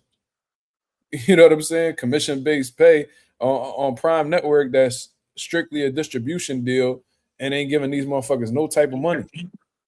So that's a difficult situation in itself. I just don't see that shit happening. Boost probably could get 3 out of the 4. But that's about it. I'm still trying to figure out to this day if Sebastian Fundora has fought somebody who, a notable name at least that has fought that isn't from PBC. And old as fuck. No, but he's like Sebastian Fundora hasn't fought anybody notable that was outside of PBC. A lot of the guys that he fights are PBC guys. Mm-hmm. Like Keith Thurman. Tim Tszyu wasn't with PBC, but he had a business relationship with PBC. Cordell Booker, he's not anybody notable. Brian Mendoza, PBC. Carlos Ocampo, I think he was Zuffa now. Is that? I think he's with Zuffa now. But regardless, he's done fights with PBC in the past. He fought Errol Spence, I believe. Oh, Carlos Ocampo, that's that nigga Errol Spence Yeah, fried in the very first round. yeah, with a body shot. Yeah, But that Erickson was a Lubin, quick ass fight. Erickson Lubin, PBC fighter. Uh, that boy Sergio Garcia, he fought multiple PBC fighters in the past. Like Jorge Cota, that's a fucking PBC journeyman. Nathaniel Gallimore, fucking PBC journeyman. Like he really will not step outside of that fucking bubble that the PBC has. It's crazy. Bro, I hope his next fight he gets sparked bad. We need to get that WBC title away from Fundora. Like, and I don't know if Virgil's going to be the one to do that. Virgil Ortiz's team can't even see eye to eye with anybody. So imagine with fucking Fundora and them. They're going to want everything their way. Virgil and them going to want everything their way. Them niggas never going to fight. Like, Golden Boy not sending Virgil over to fucking PBC to fight. Fucking Fundora's not, they not sending Fundora over to the zone to fight. Like, it's just not happening, bro. And them networks not gonna want to do a cross promotion because they ain't even that much money in that fight to fucking begin with. You notice that a lot of these, crossover platform type of fights, they'll do that shit, but it has to make a lot of sense financially. Virgil ain't no fucking body, and Fundora ain't neither one of them niggas is big names in terms of being ticket sellers. So what the fuck would they do a cross promotion for? Man, I hope Fundora lose every fight ever. This nigga said, Shay said, Mark, what's your opinion on Zuffa? I'm assuming you meant to say Zuffa Boxing. You think they could take over boxing?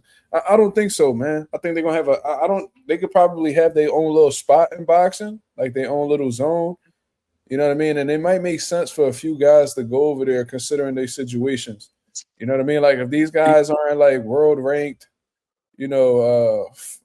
let's say like see, a lot of things could change too, man. So like maybe Zuffa will be more accepting of world titles, especially if they don't pass the Muhammad Ali Act. Maybe they'll be more willing to work with sanctioning bodies.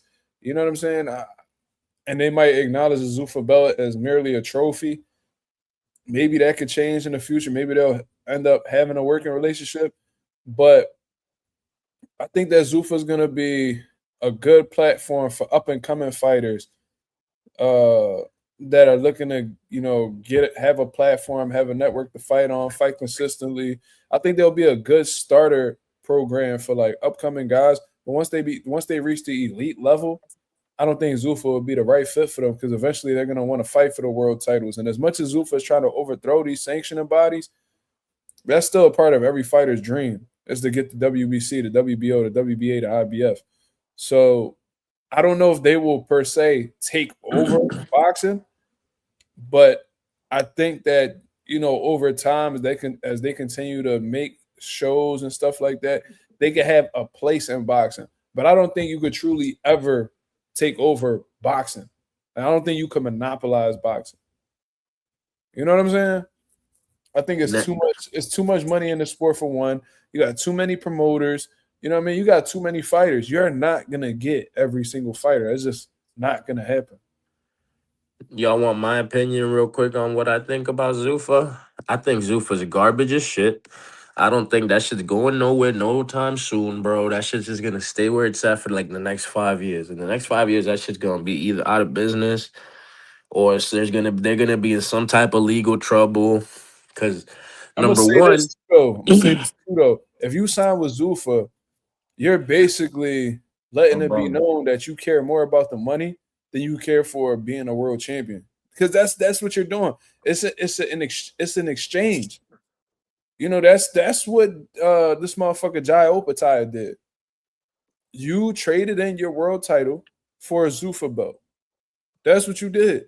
Because if you did any type of research, or if your team did any type of research on Zuffa, they didn't fuck with no sanctioning bodies. So you coming into there thinking that you're going to sign with Zuffa, you're going to have the IBF belt, and you're going to be able to become undisputed while being with Zuffa, you're a fucking fool. And the IBF went and took that fucking bread from you, and they took that belt off of your hands. Yo, Because Jai Opataya, I want to tell you something.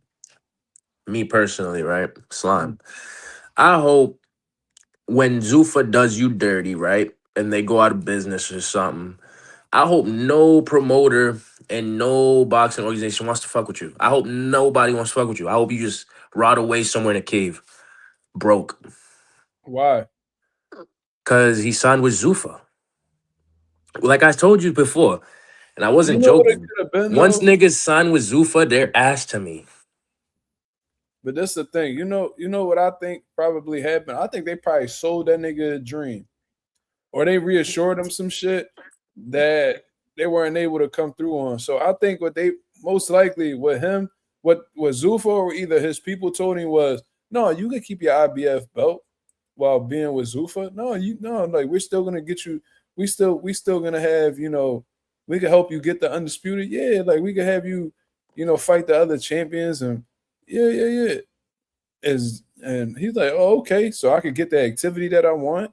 You know what I mean? I could, keep my world title and I could still go for undisputed. It probably made a shit ton of sense for him because when he was with Eddie Hearn couldn't get him shit. Yeah, So but then there's this, right? Before the fight was even final, before the fight, they did say if he goes along with that fight fully, they would take his title away. They said that. so that sound like that sound like He said, "Fuck it." yeah, that's what it sound like to So, me. so Jai Opata, I hope you don't ever get an opportunity after them niggas go out of business. Never. Same goes for everybody at Zuffa. Even Conor Ben. I don't care. Even if it's for that one fight, your ass. You been ass. I was just beating the shit out kind of Ben on undisputed, bro. Ooh, I was whooping him, bro. I whooped him with Sugar Ray Leonard. Bro, you a cheating ass nigga. You using all these high ranked, high overall Oh yeah, niggas versus these low bro. overall niggas. No, look, bro. When I seen that Conor Ben was on there, I was like, oh yeah, I gotta teach that nigga something. You know what I mean? I was like, let me show this nigga something. Like, ain't nobody Nigel on there too. who? Nigel Ben. Oh, Nigel. I don't really care too much for Nigel. That wasn't my era. But this bitch ass nigga, he my era. I was like, oh yeah, let me fry this nigga real quick. You know what I mean? I fried him with Sugar Ray Leonard. You know what I mean? He kept dropping him with body shots. You know what I'm saying? I'm over here stepping over to the side, countering with 4-punch combinations. I'm breaking it. I'm hurting him every time I hit him. So I was really torturing him, bro. I was torturing him. Yo, I need a I system couldn't miss him. ASAP. I need a system so bad. He was throwing that goofy ass overhand. I was catching that shit, shooting the left hook to the body. I'm dropping them. Yo, Oh, you know who pisses me off the way they fight in that game is Tio. The way he fights in that game pisses me off because when you shoot a left hook, he lunges into that shit. And that shit fries me, bro. I have not used Tio yet. You gotta use him. You'll see what I mean, bro. You're gonna see what I'm saying. You're I gonna be like, didn't see oh, him. Dude, is he like a special pack you got to buy or something? yeah, you gotta buy like them packs. Yeah, you don't have them on your thing. I don't have him. But I seen that Juan Manuel Marquez is on there. I was like, oh yeah, I gotta get him. And he got a good little rank on there too. I think he like an 88 or something.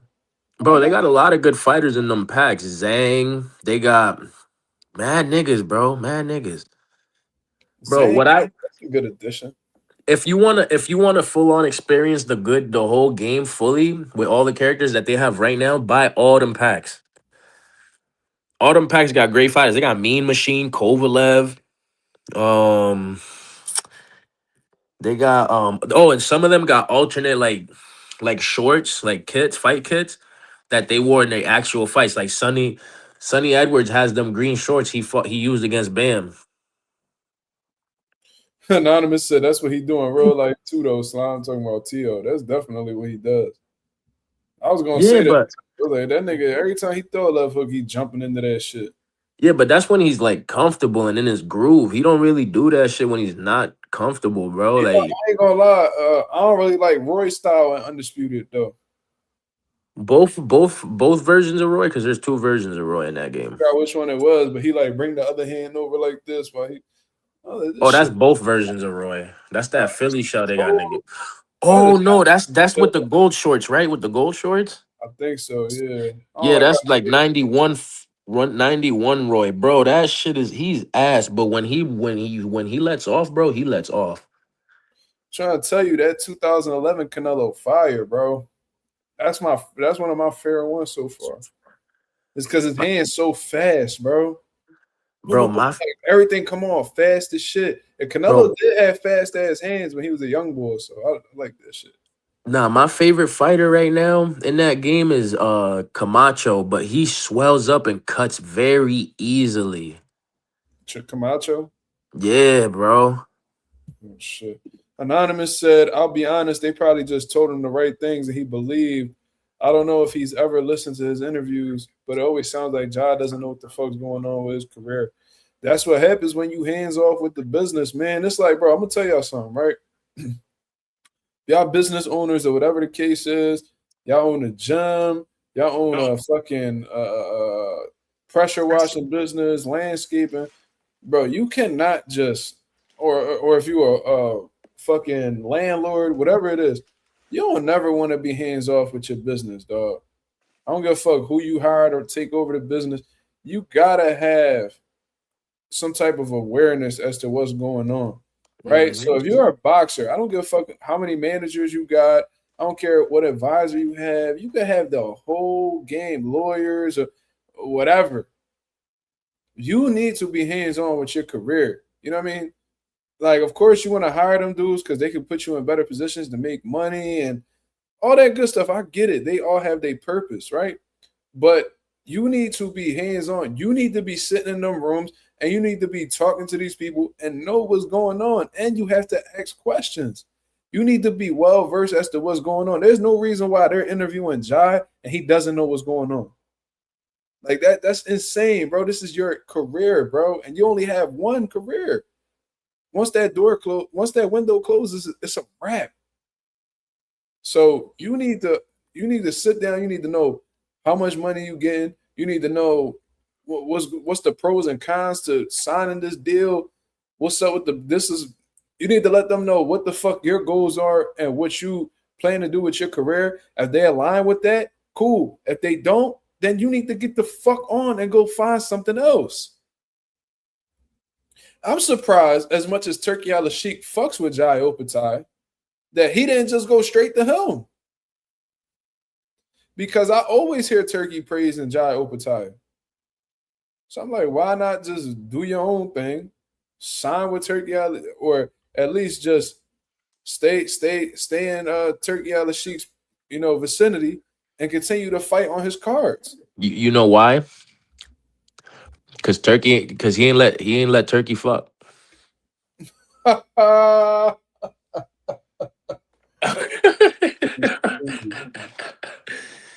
You know Turkey be horny all day. think he's too strong for Turkey. I don't know. That's how Turkey like him. You don't see how he was gripping up on Bud? Man, Man, he wanted a bro. He wanted to swing on Bud, bro. Pause. crazy. Turkey probably told him to go there. He probably did because Turkey is the one financing Zuffa. Now it's going to be very interesting, right? And I don't know if they got something set up contractually where Turkey has to be the financer. I don't know, but literally, it's like Zuffa literally set up from based off of what I know, like on the it's like a solid foundation, but at any moment it could be a very weak foundation. Like I'm trying to figure out how to describe this. It's like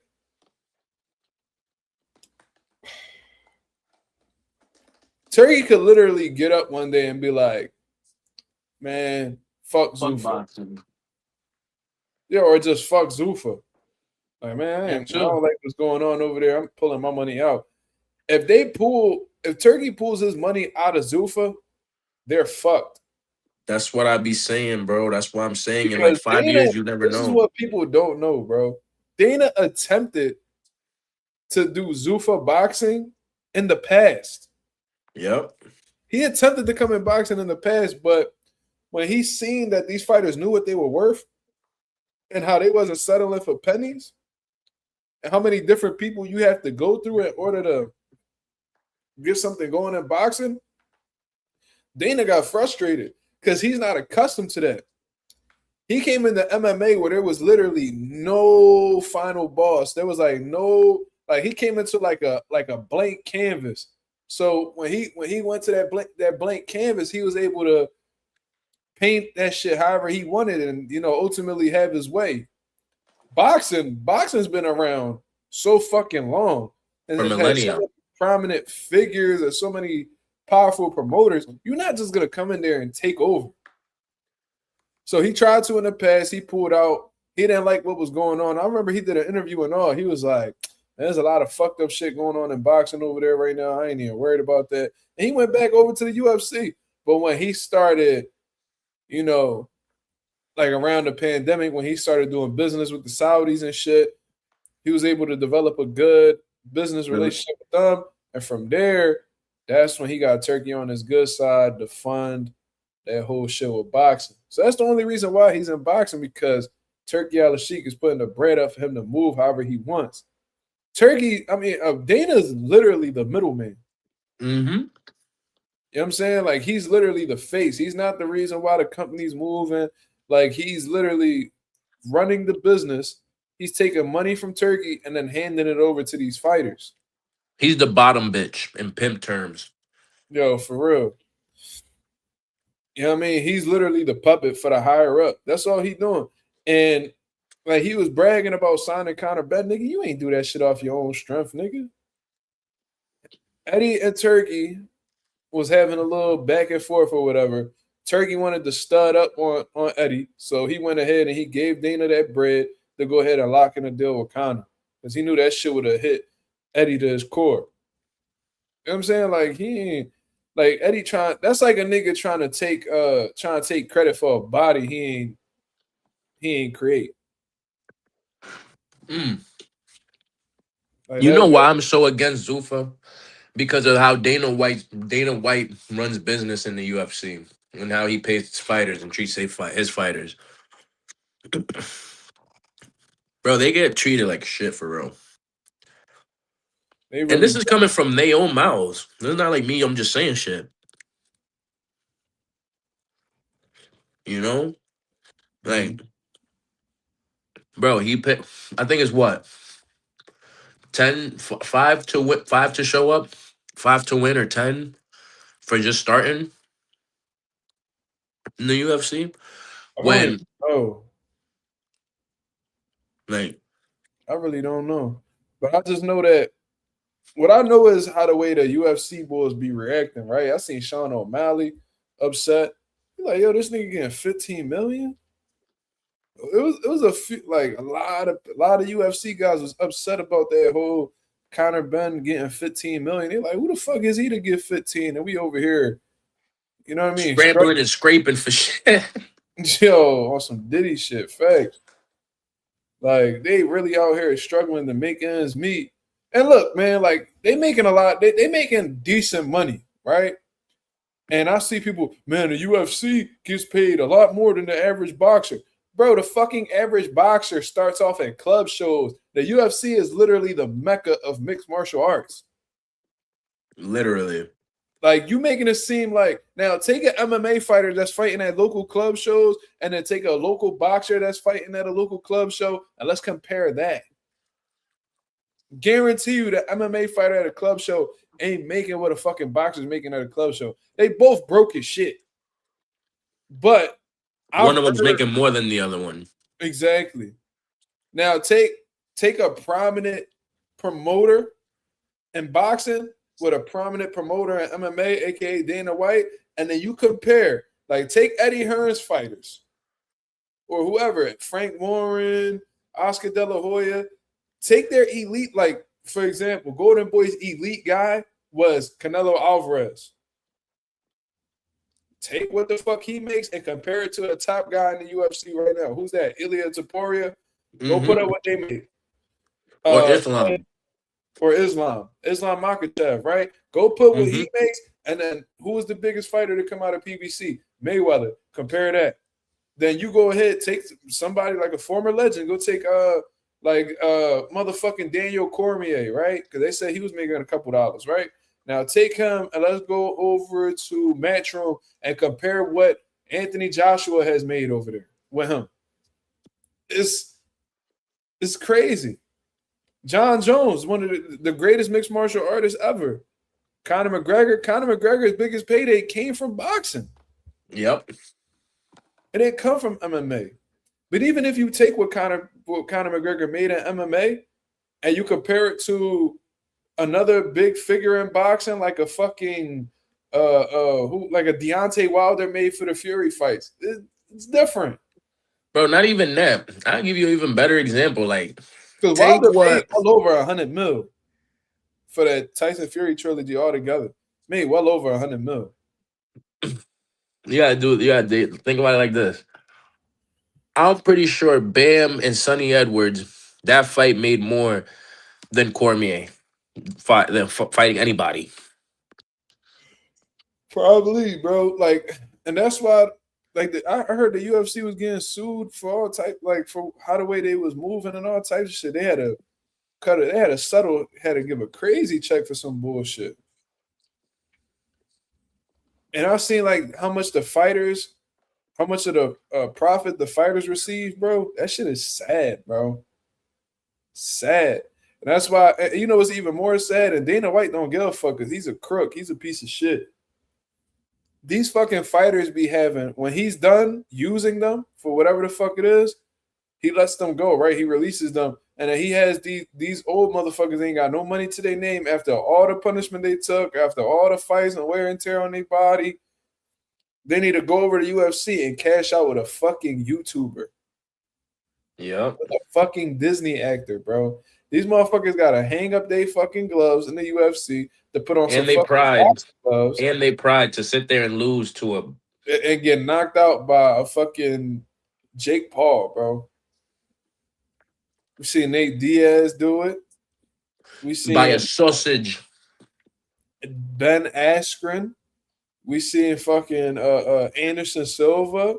This dude has fought a fucking a pack of UFC fighters. Like, it's crazy. A 2-pack of ass. Tyron Woodley twice. Like, what other UFC fighter he fought? This motherfucker fought a few. Oh, Mike Perry. Yeah, this nigga fought Mike Perry too. Yep. It's another one. And now Mike Perry over at Bare Knuckle trying to make ends meet too. He's actually doing his thing in Bare Knuckle, but he's getting bro. Bare Knuckle is one of the most brutal sports. Yeah, it is. And when somebody gonna get unalived in that too. Oh, absolutely. Bro, you never seen, there was one, like, I don't know if she was Russian or American. This one bitch, bro, her face was fucking horrible. Mm-hmm. Like, her teeth were all split and shit, bro. That shit was crazy. I'm like, oh, hell no, shorty, bro. You imagine going, bro, I could not go to see my kids after that. Seeing myself in the mirror like that, I can't go see my kids right after.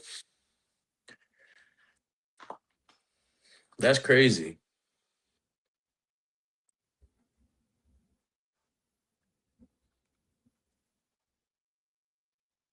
My fault, yeah. I'm answering this shit real quick. This nigga's getting a text from El Mencho. Fuck is that? The Mexican nigga from the cartel that just got unalived. Oh yeah, I knew that sounded familiar. No. I just got hit with some shit. I gotta get up early tomorrow. It's crazy. Well, everything good, bro? Yeah, I gotta go to the gym early and open it for somebody. Oh, true. Before I go to work. Damn. Just wrap up the live, man, so you can get some rest. Nigga, Mark gotta be up at 6 a.m. No, I don't get up there early. I'll never. I'm a night person, bro. Ain't no way I'm getting up at 6. Yeah. Conor told Mike, "You will dance for me, boy." Yeah, that's crazy. Connor's called Mike Perry a fart in the wind. Did he really? Yo, bro, I'm gonna tell you this. Conor McGregor. Conor be dancing too, though. Fuck you talking about, nigga? You be dancing for whoever pay you. Fuck is you? Yo, Conor McGregor has one of the He about to come back funniest. and fight, right? I don't know, but all I know is that he has one of the funniest, most childish insults ever. You're Twerp. like a fart in the wind. You're a little twerp. He little twerp. That should be funny, bro. He was like, Ilia Topuria. Ilia Topuria. Yeah, that's my favorite one. Slap the nose off him, yeah? Nah, yo, the one that kills me is when he's in the face off, not in the face off, in the press conference with Khabib, and then Khabib's talking about he's the Floyd Mayweather of MMA, and then this nigga's like, meh, meh, meh, meh, meh, meh, meh, meh, meh, meh. Shut your mouth, mate. Shut your mouth, mate. Bro, he's funny as shit. You know what had me rolling? He told Khabib, he was like, let's wrestle, kid. Let's wrestle. Let's wrestle. And they kept repeating, bro. It was like children, bro. No, he was like, he said, you hope, mate. He was like, yeah, you hope, mate. He said, you're gonna be wrestling my knuckle out of your orbital bone. Bro, that shit had me crying, bro. That nigga is funny. How about when he was like, Salam alaikum Aida. Yeah, he was drawing on Khabib, bro. He was Assalamu alaikum Aida. Khabib like checked one of the reporters. He was like, you cannot say something and talk about whiskey. Some shit, and then Conor was like, "Ooh, slap him then." Yo, that shit had me crying. That whole press conference, I'll be watching sometimes just to laugh, bro. Bro, he is funny as shit. And then when he just kept trolling Jose Aldo, he got into his head bad. Yo, Horribly. that was like one of the craziest examples I've seen of like psychological warfare. Like that was one of the Jones where I really seen a nigga break down on some mental shit. Which is crazy because Jose Aldo, he's a great mixed martial artist. Like you would have thought that his mind was a little bit more tougher than that. But like, bro, Conor McGregor had that nigga like his mind fried, bro. Bro, whatchamacallit? And he was undefeated for 10 years prior to that. Yeah, like he hadn't lost. He had losses, but he hadn't lost in 10 years. Yeah, bro. Shit. He really was in his head, bro. Bro, badly. Conor, that whole era for Conor was fucking dope. I ain't gonna lie, bro. That's one of the greatest moments the UFC ever had was that whole Conor McGregor 145 era. For sure. I remember when he moved up to 70 to fight Nate Diaz. I told anybody who would listen to me he was gonna get fried. I was watching that shit at my aunt crib, bro. I couldn't believe what I was seeing, bro. I was like, what the fuck? Cause he was cooking Nate. But then Nate started picking that shit up on him, and I seen Conor get tired. I'm like, oh, this ain't good. You know what I mean? Then Nate he hurt him with a left hand. Boom. One thing niggas underestimate about the Diaz brothers is their conditioning. Bro, they don't get tired, bro. Nate don't get tired, bro. Like that nigga, that's one of the worst niggas to ever fight. In the streets, He got a chin, and the nigga don't get tired. And he got decent pop, too. And he's a fucking... Don't the nigga got a black belt in jiu-jitsu? Mm-hmm. Hell no, bro. That's like a recipe for disaster, bro. Andre Ward was sparring them niggas. Niggas don't even know that. Did you know that? Nah. Andre Ward used to spar Nate and Nick Diaz to get ready for fights. Because them niggas had stamina like boxers. And they from Cali just like they from Stockton. Mm-hmm. But, I don't know how far that is from Oakland. But like they used to how far? Let me see how far Stockton is from Oakland.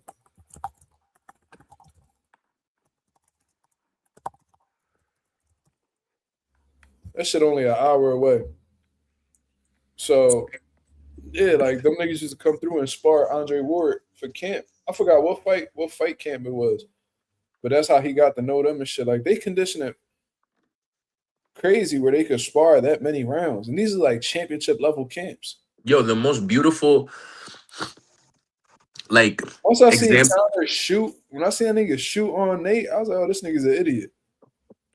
He's an idiot. He panicked. Absolutely panicked. But bro, like, damn, I forgot what I was just about to say. I hate when I do that shit, bro. That's that ADHD right there. Conor coming back July 11th. Okay. Against who? They gonna give him somebody. They gonna give him somebody that's like not a killer. Well, not the best, but not the worst neither. They gonna give him somebody solid. I just seen Conor Ben do I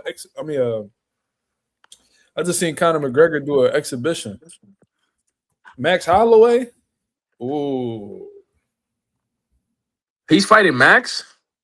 that's what Josue's saying. I heard that rumor too, though. No. I mean, he beat Max Holloway, but that was years ago. Years ago. Nobody wants to see them two bum ass niggas fight. Max Holloway a bum? To me, now.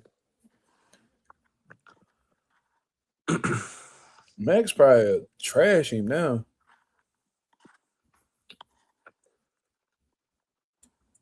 Fucking Ilia did Max so dirty. Mm. I heard he broke a lot of people's heart behind that shit. Bro, I was so happy. So happy. Bro, Silly Max not a bum. bro, I literally called them fights to the T months before they happened.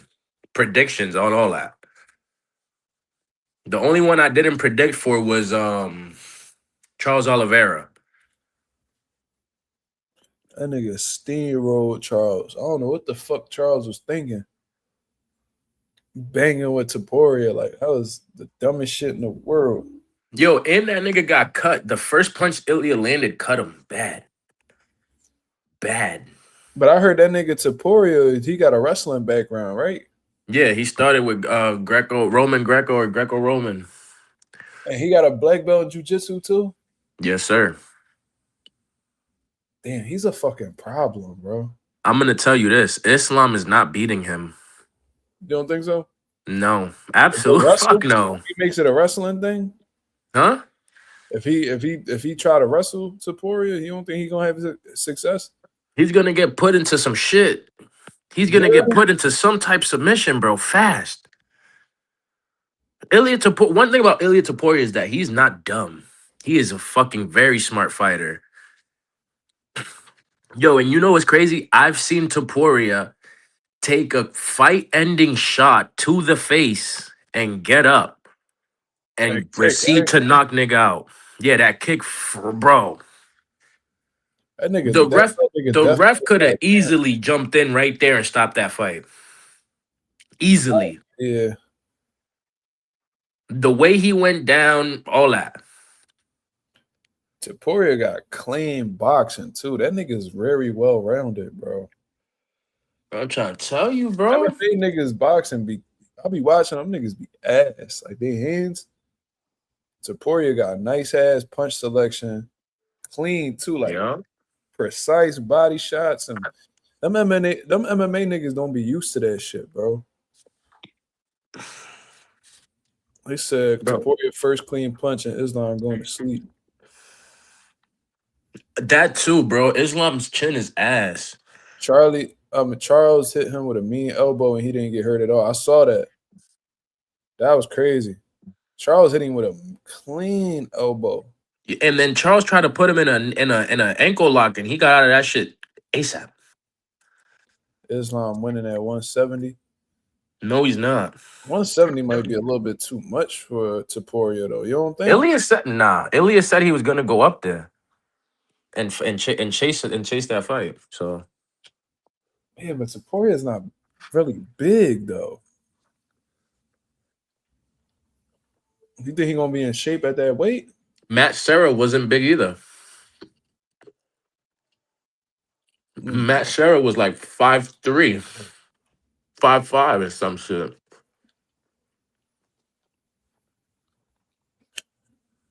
He said, "Slime, you tripping? Islam winning that."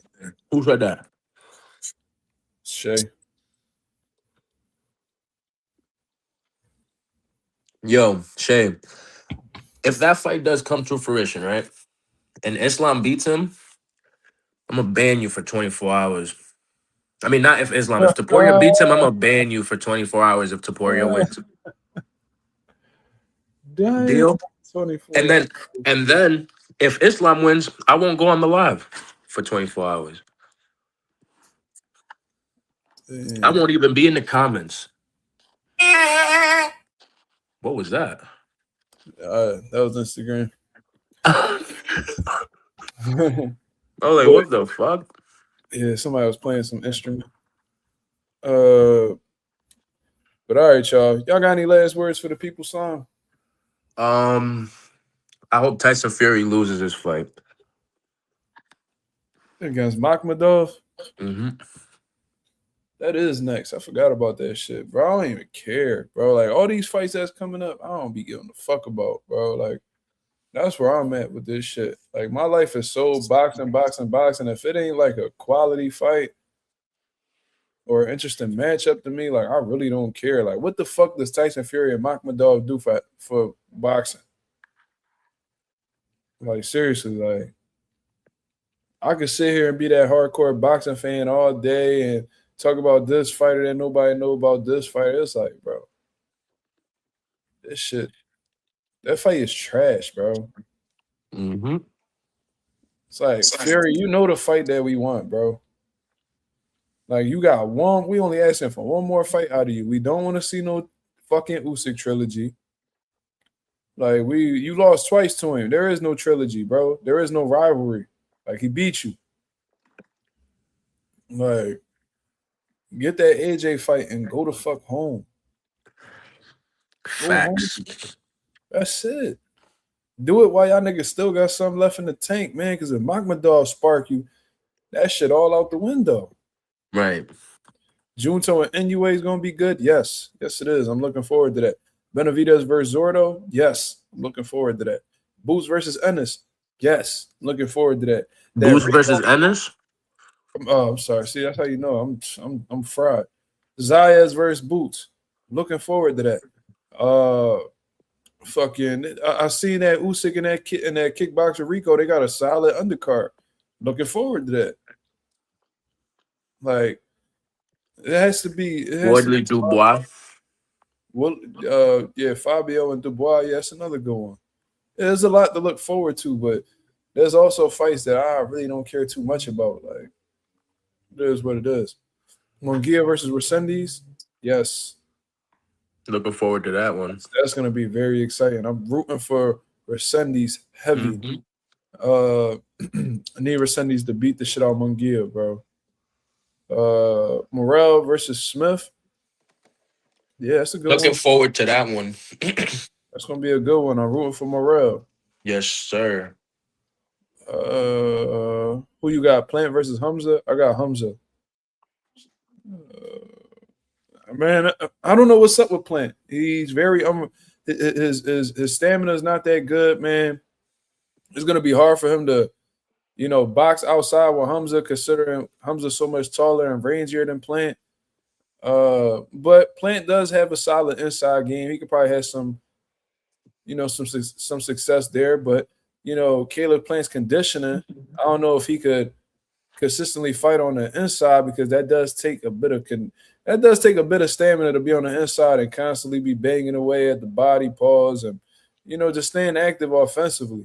Like, that takes a certain amount of conditioning, and Caleb Plant conditioning isn't the best. Not only that, but in my opinion, based off of what I've been seeing, his punch resistance ain't that good neither. You know what I'm saying? Like, seen him get knocked out by Canelo.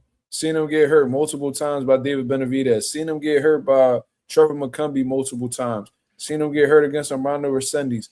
Like, every time we see this dude get hit clean, especially when he's fatigued, he's not reacting to shots too well. And Hamza Shiraz could really punch.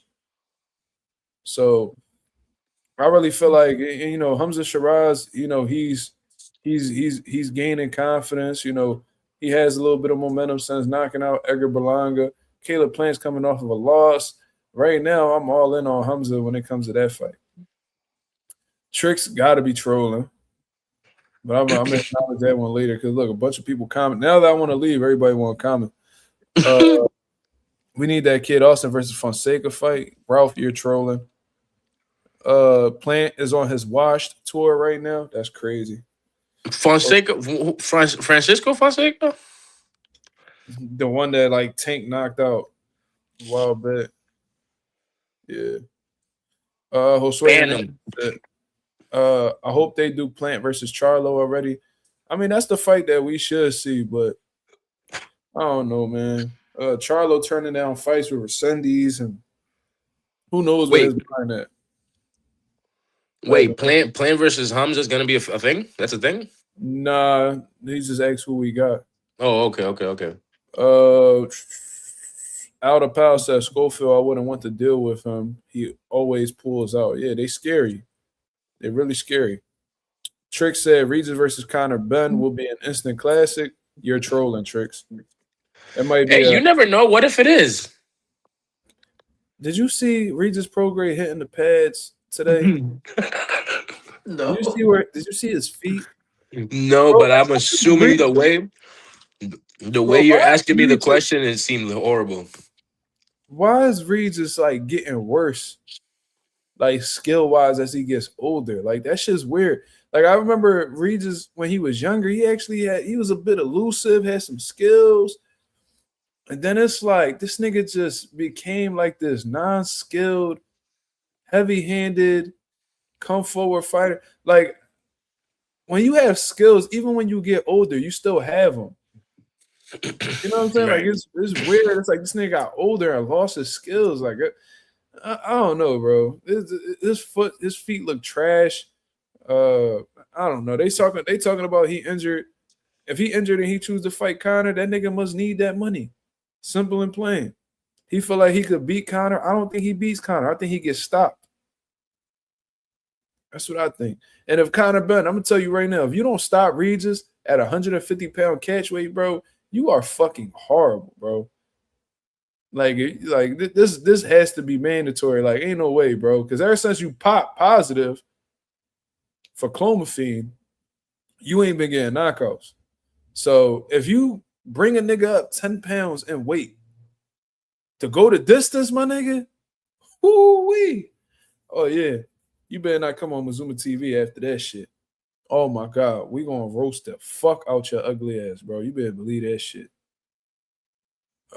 Jack versus Giasov gonna be a good fight. That's a slept-on banger, Josue. I was talking about that with one of my homies. Shout out to Jack Catterall. Taking smoke. Don't give a fuck who it is. Just looking for an opportunity to fuck something up. You know what I mean? And I'm going to tell you what, if Jack Catterall beat Giasov, he deserved that Devin Haney fight. He deserved it. Straight like that.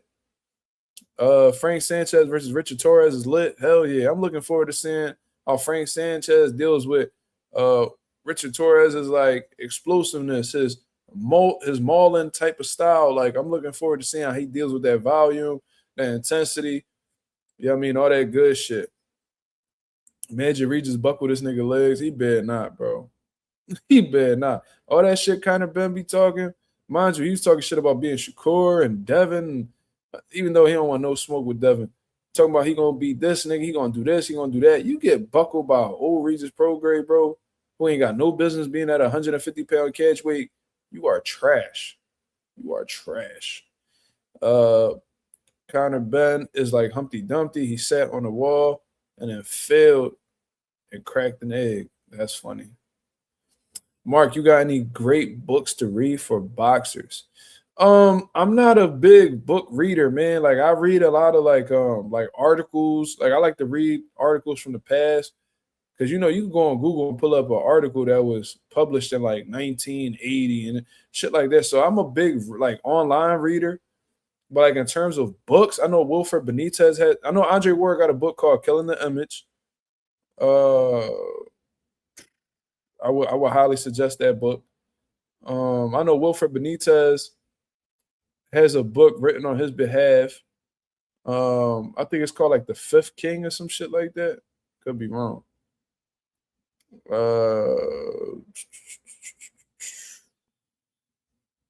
Yeah, I'm not really a big book reader, brother, so I can't really answer that. But if anybody does read boxing books,